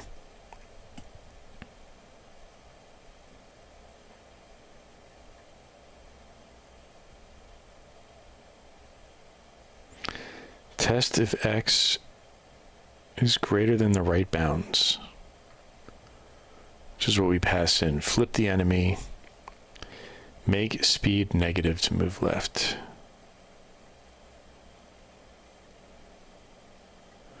Was there nothing here to flip the enemy right? Maybe I deleted all that. All right. I sort of have a general idea of what I need to do. I just need to start fleshing this out. So what I want to do is, let's do this. I want to just flip, or actor.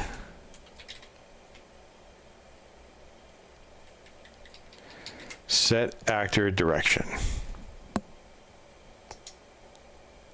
So for right now, what we're going to do is we're just going to set the actor's direction to the left for each one of these guys who is at the edge.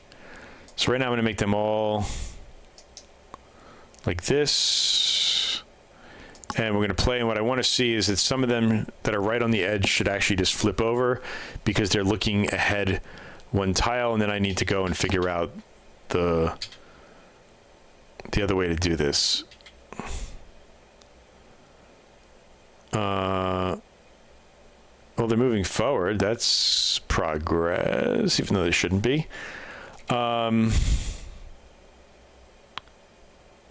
Hey, that one flipped, didn't he? I think the logic for, yeah, here we go. The logic for their collision stuff is still making them do things.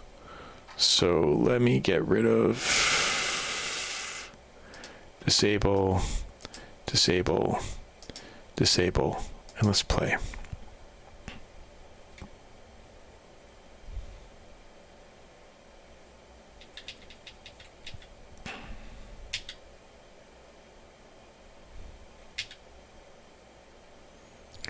All right, so none of them have triggered. Some of them do have this Sky 23 though. So I'm curious why they didn't trigger. Let me do dialog box.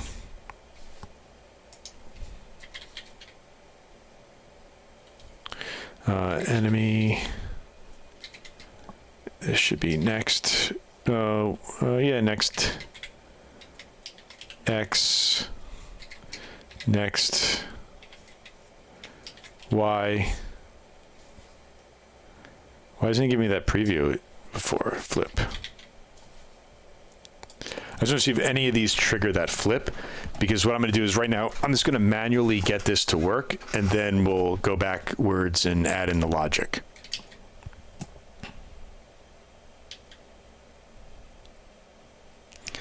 So enemy at 412. So this is 412. Enemy at 612.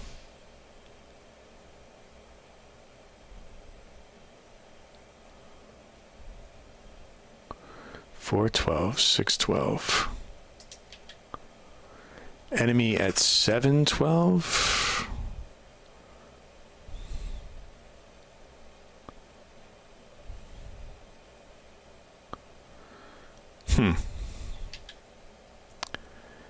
Enemy at 1312.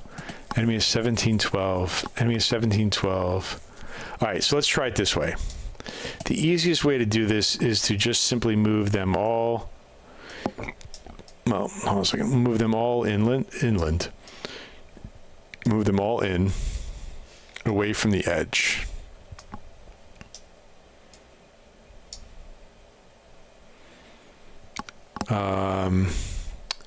Then I want to make sure that on the enemy move forward, what should happen is that I was setting the direction to begin with.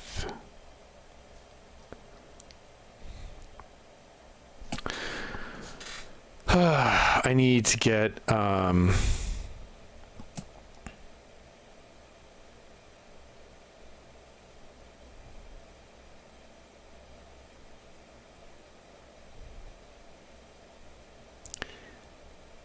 just trying to figure out if I'm going to start naming these things enemy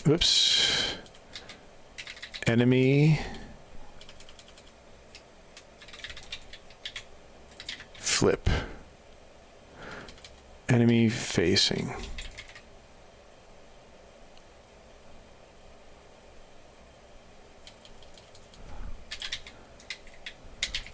All right, let's do enemy direction. And then in the enemy move forward, we will, when we get to the beginning of this loop, if the enemy is alive, insert an event before, and we're going to do set or actor direction, set actor direction, or store actor direction in a variable. We want to look for enemy. The variable is going to be enemy direction.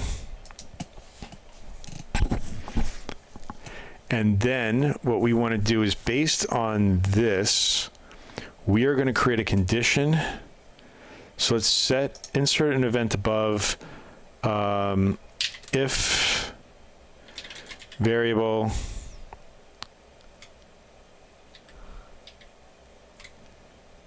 value. I don't know what direction actually returns as. Wait, let me disable this for a second. They should all be facing the right. Let's see what enemy direction is. And we'll just look at this in the debugger.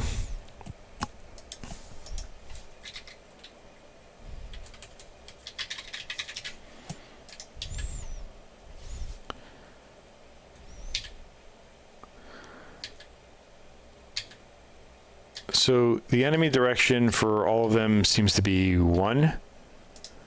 But let me do this. Let's set these guys left, because this might actually be exactly what I'm looking for, is that I just I need a flag to flip the direction, and maybe this will give it to me.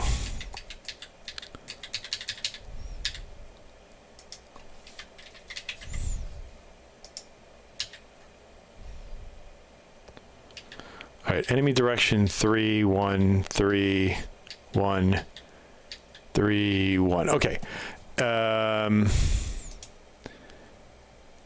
I guess this is 3. I guess this is 1. I don't know why. Hold on. Let me go back to this thing here.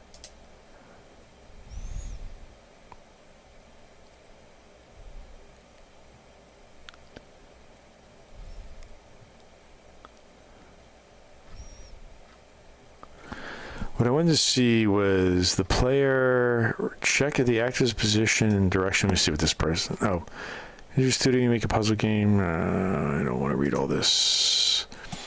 All right, so let's just start with direction. Okay, enemy init.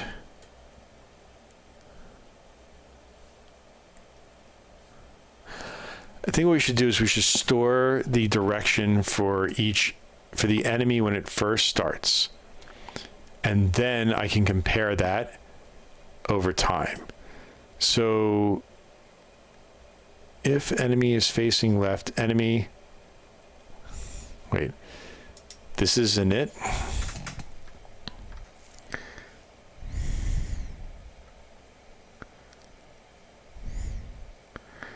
Why do I... Oh, I see. I take the enemy speed and I multiply it by -1. And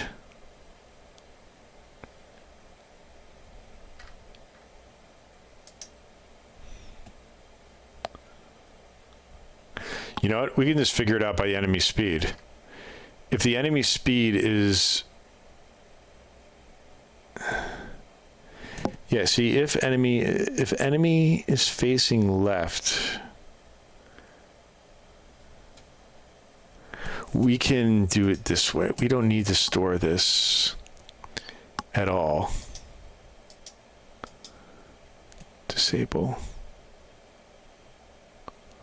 Actually, we'll let me delete this. What we need to do is we need to insert an event before set variable to a value.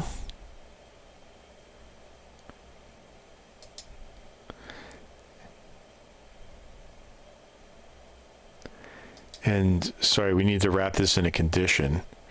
Insert event before if variable compare with value. Oh no, wait. Is there not a way to do math? Comparison is... All right, so if speed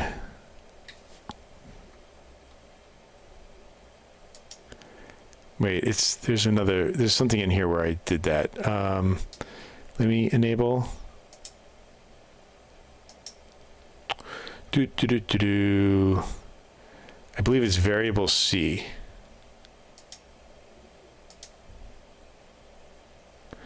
So what we do here is if variable C is greater than 0, we are going to set variable to a value. And here we're going to set the direction. We're going to set the enemy direction to 1. Else, we are going to set the enemy, set variable to value, enemy direction to -1. I know these the way that it I gotta go through and just consolidate all the variables. Where it really starts getting weird is these these references when they come in. I think, if I remember correctly, that's not a bad idea to start naming these things because it's starting to get a little unwieldy.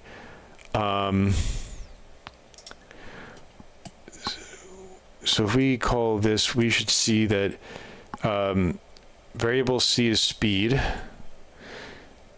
So what do we have here? We have X speed. We don't need boundaries anymore. So we just need the X and the speed. So enemies,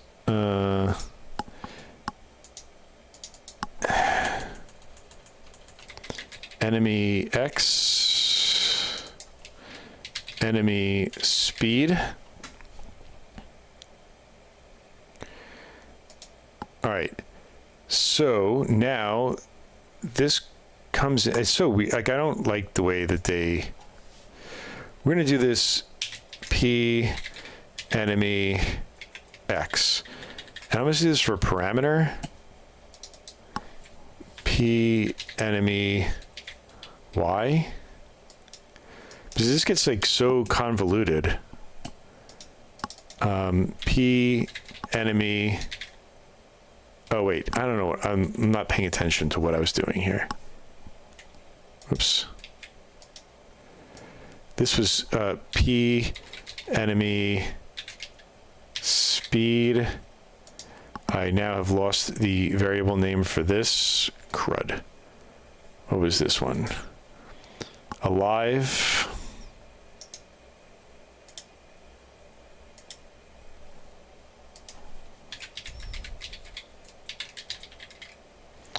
Could also do temp. No, parameter is probably...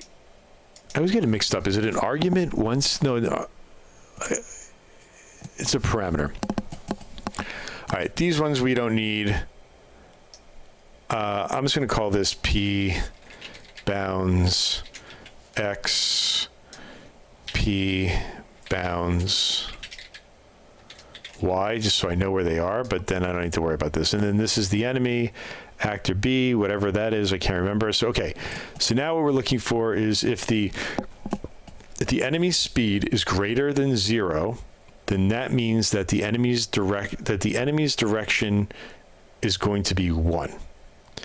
If not, we're going to make the enemy direction -1. Now, when we go into here, we are going to change this to enemy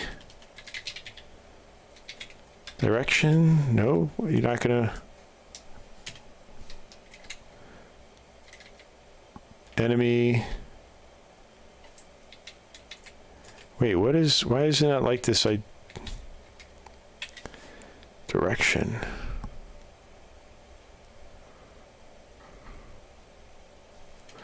Why all of a sudden is that not a...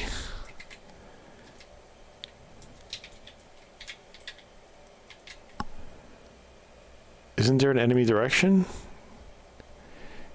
Did I spell it wrong? Why is it not seeing next?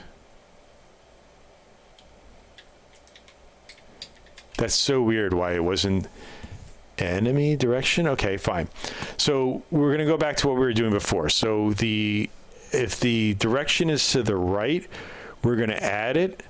If not, we're going to add -1, which is going to subtract, and that's going to go in the different direction. And then here, we're going to do the same thing. We're going to do, next y is always going to be 1, so we don't have to worry about that. And then we're going to look for the actual tile. And now we have, should be working. If tile.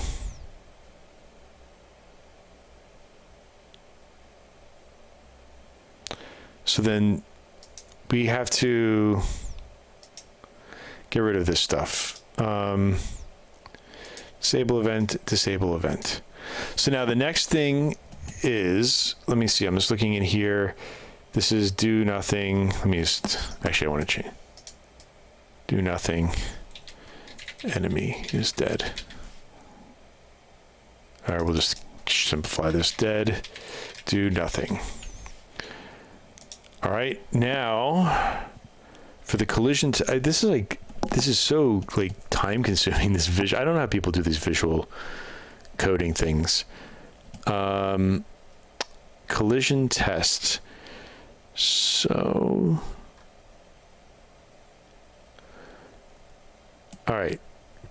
So now at this point, what we're going to do is, I feel like I'm missing a grouping here, but all right. So we start us off with, if the enemy is alive is true, we are going to see what the speed is, and then we're going to set the direction. So the speed is positive, direction is 1. If the speed is negative, if it is less than 0, it's going to be -1. And then the enemy x will equal, what did this come in from? Oh, this is garbage. We don't need this. We're going to delete this right now. So then we can now use the collision test to see what the next tile is. And then now we're going to insert an event before. We are going to, if variable compared with variable, we are now going to look for tile ID. I see it doesn't like it when you put the $sign in front of it. And then we're going to look for if the tile ID equals the sky ID, we're going to flip the direction.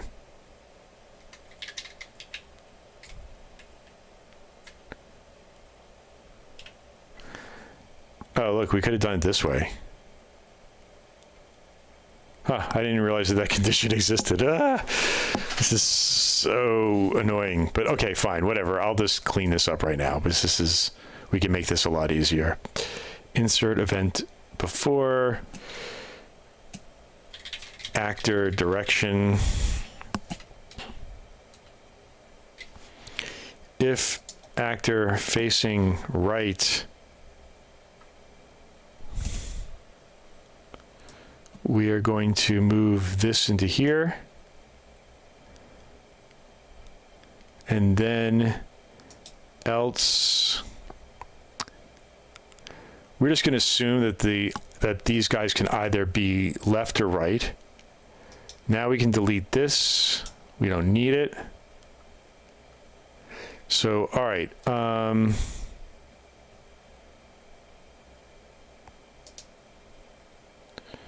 So if the enemy is facing right, we're going to set the direction to +1. If the enemy is facing left, it's going to be -1. We're going to find the right tile.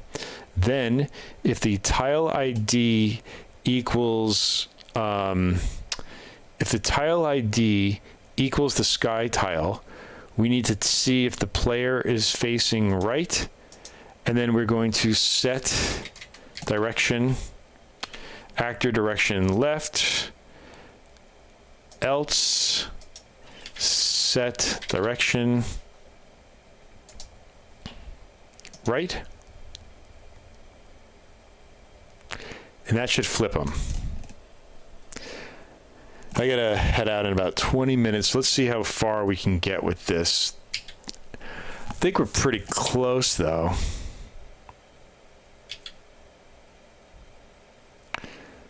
So I don't think any of these guys are going to flip because I don't think they're really close enough to the edge. So like, for example, this guy, let me make them all right. So like that guy, we'll test him to see if he moves right. I think this may cause a bit of a problem because I think since they're not, well, no, yeah, I think they're just going to flip back and forth, theoretically, because there's nothing making them move forward. Or they'll just do nothing. It's funny, the player is moving back and forth, so it leads me to believe that I am not actually... Yeah, here, idiot. Enemy. All right. No, it should move. It should flip them, and then they'll stay in that direction. So we can compare what we have up in the background here to this. And now he flipped. He didn't. He flipped. He flipped. He flipped. I don't know why he flipped, and I don't know why he did not flip. But that's still a little bit of progress. I think I might have the condition inversed here. I think it might need to be -1, 1.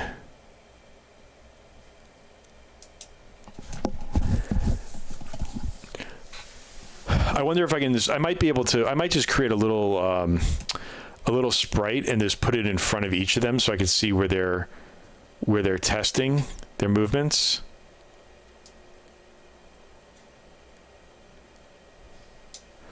Yeah, these guys, I don't, yeah, this is a problem. I don't know where they're moving. Let me do this.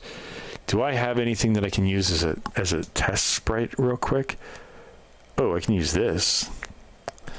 That checkbox looks good.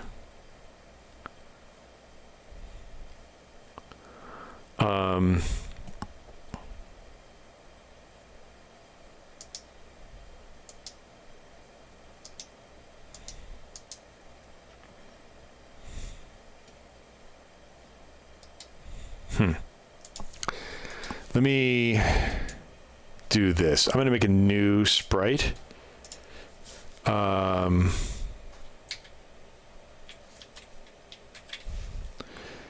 There's an assets, sprites.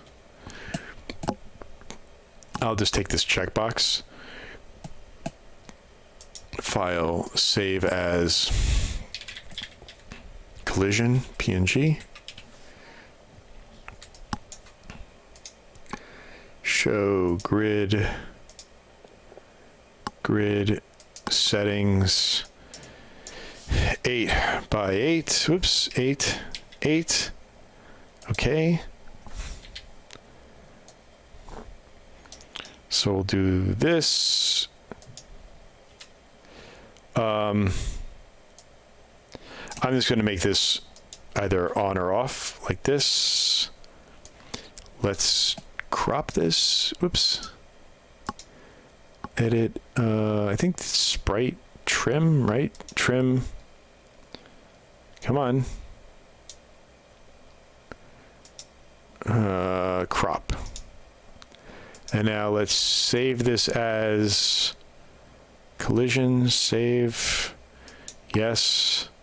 And now if I come back into GP Studio, do I have a collision? Negative, Ghost Rider. Here we go, collision, PNG. All right. So the real question now, how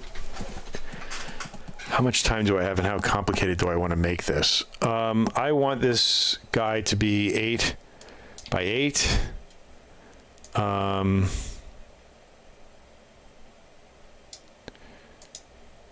think I have, do I have all my sprites as 2s? Or, all right, whatever.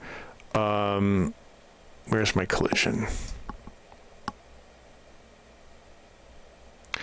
It's fine, it'll just be negative. So we have, I want to have 2, I want to change the animation.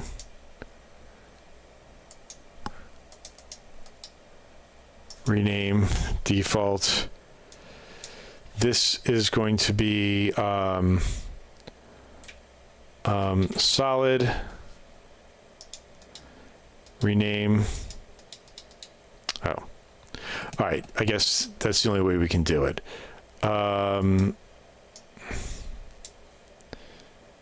We'll do this or not. I don't remember. What's going, why can't I?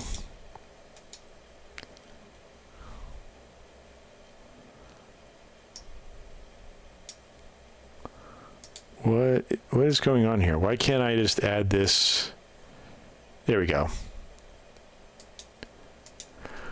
Okay, so this should now flip between either being solid or not. I feel like I'm missing something here. Oh, here we go. 8 by 8. But since all my sprites are 2, that's going to be like this. So, okay. So now, if we go back to our game world, and I want to add a new actor, we're going to name this guy not checkbox. We want it to be collision. All right, and I already see my problem here, so let me go back into the sprite editor, and let's just move this guy down. And let's move this guy down too. I don't know why that exists, or that exists, or whatever that is. This should just be one thing. And you should just be one thing too, but you're not. All right, so if we go back to the game world, we now have this. And what I'm gonna do is, I'm going to disable all these other guys, and we're just going to focus on one guy right now and just see what he can do. And I also want to do this because I don't think there's enough room here. So let me come back into this level, and I'm going to move this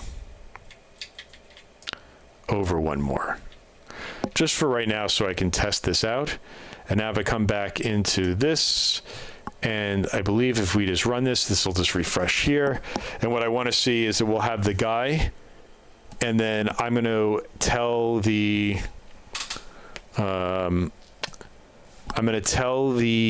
monster when it moves that it needs to move that actor.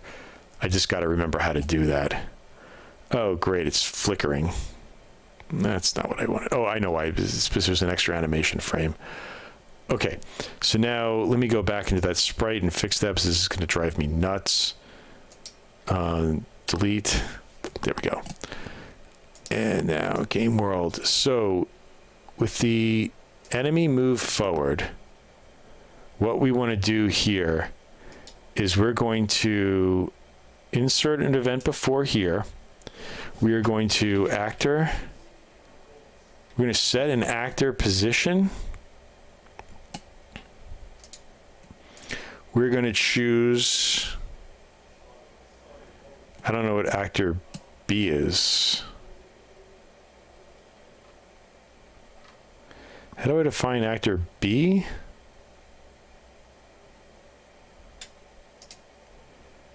Variable. This should be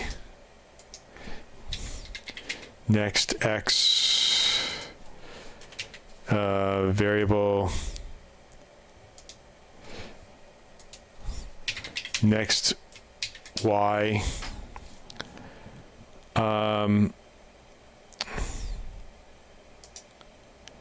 actor B.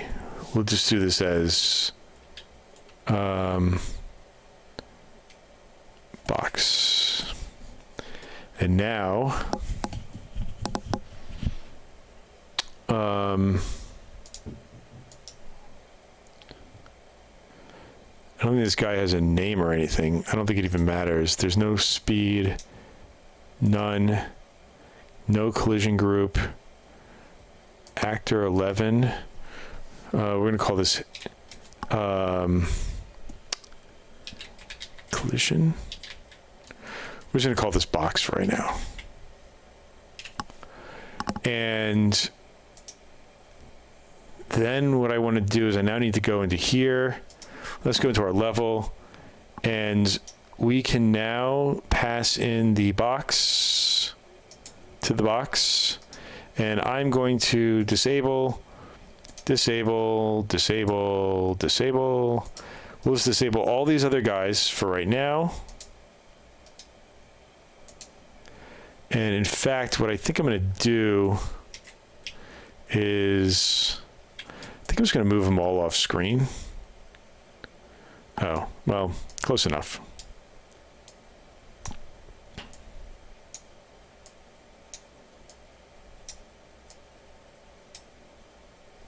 I don't think they'll move. All right, so theoretically what's going to happen is that box is going to move to where it's checking the tile.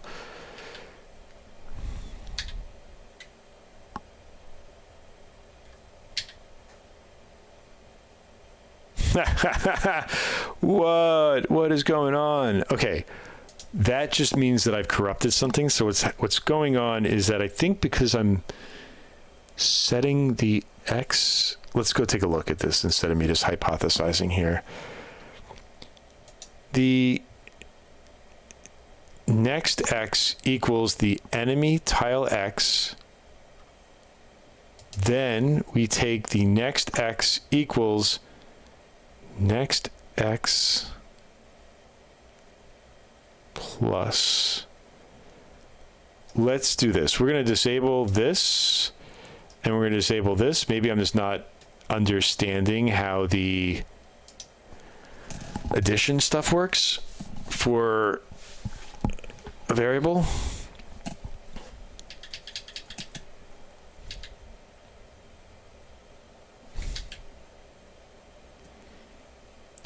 All right, so interesting enough, it is actually not, I think this is more of a problem because my guy is wider than he really needs to be. But what I want to do now is I want to re-enable, let's just re-enable this, which is the Y, which should be right below. and it should reset itself. Oh, wait, box. Oh, wait. Hold on a second. I see the problem. Value. Box.tile Y. Why is that attached to the box?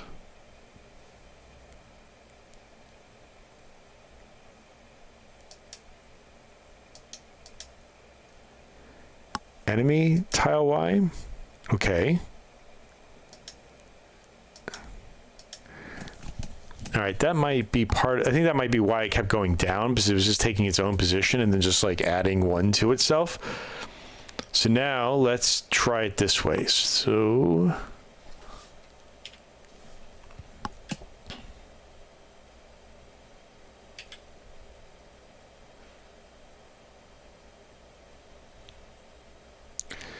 all right, so I think that is still technically inside of, right? Like if we're looking at the watch, sky tile ID is 24. This tile is that. Let's do this.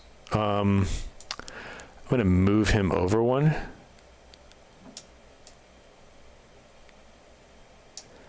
And I want to see if now this becomes the collision area.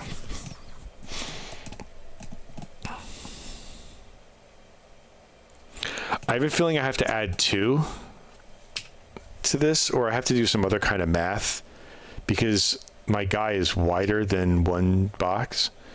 All right, so he's looking at the right direction. He flipped, and now he's going there.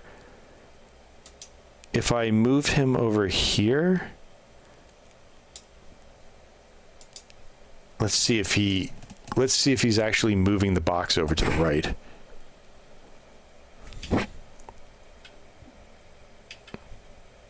Or actually, it just should be right below him.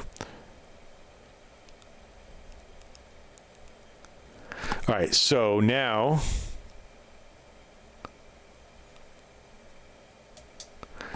I just want to see one other thing. Let's flip him this way now. I don't remember why I made this guy wide. Maybe I think I was trying to do something with the hitbox, but technically either way it does look like the box is in front of him. That's why I just want to double check one more time.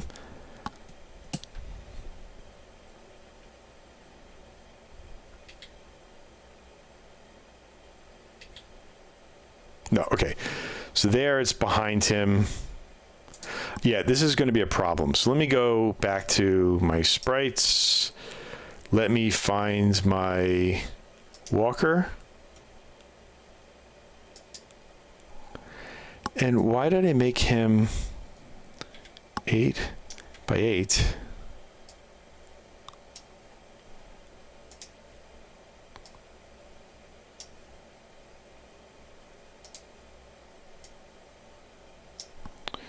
For the life of me, I don't know why I wound up doing that. The collision box should be 0,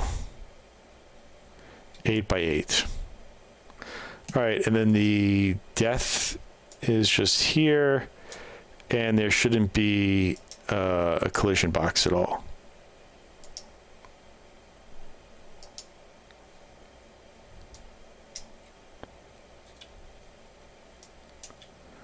Oh, that's interesting. 0 and 0 is 8 by 8. All right, fine. Whatever. There really doesn't need to be a collision box there, but that's fine. All right. So now if we restart this, I think this is where I'm about to end this stream. But I don't think I actually have anyone interrupting me tomorrow. So I think I actually have the whole day tomorrow to work on this. All right. So that's there. The last thing I want to do, just to make sure that I can get this guy working correctly, is now let's re-enable this, which will add the direction to the enemy. And that should move the box either forward or back, and I'll just double check my math. I might just have to invert the number.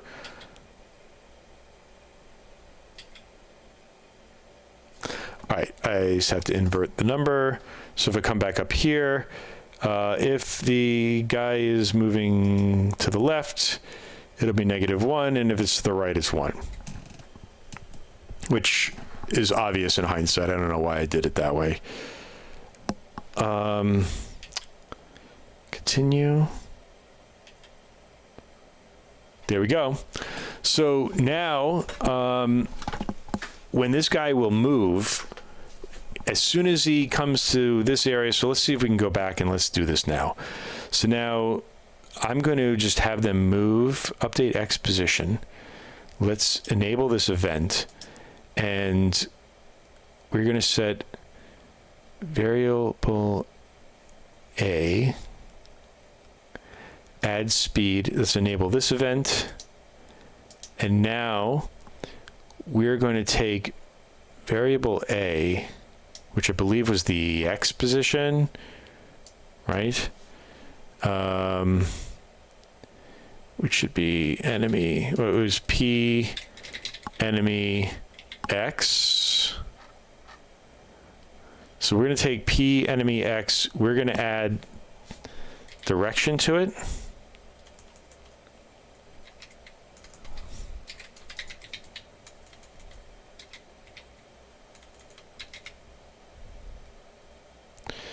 Enemy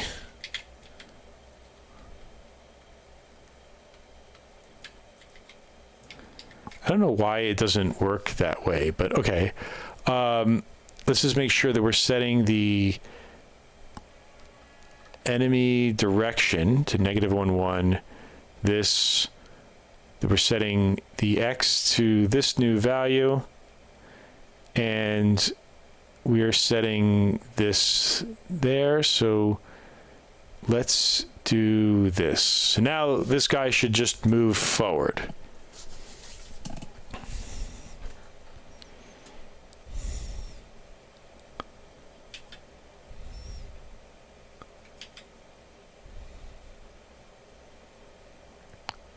All right. I don't know why it jumped like that, but he did flip around. So success. All right. I have to stop for right now. I think I've gotten as far as I can for today. I might do a little bit more later today, but I won't be streaming it. And I think, although it is weird that he's not turning around, but I'll look into that later. I also don't know why it added so much to that box's position, but that's fine. All right, we made a little bit of success. So now what's happening is now we can get rid of all this other garbage, and the enemy no longer is dependent on me giving it a range. It's actually looking at the tile map and trying to decide whether it's about to walk off a ledge, and then it flips back over, and then it keeps walking. So I'm happy with those results. So, all right, thanks everyone for watching, and I will be back tomorrow at 9 a.m. I am 99% sure that I'll be back at 9 a.m. Just checking my calendar real quick. I really don't think I have anything going on tomorrow. Nope. So this is going to be, hopefully tomorrow, a very productive day on this game, because I really shouldn't have told myself that I have a week when I had a busy week. It's too much to build a game in. So, all right, see you guys tomorrow. Thanks again.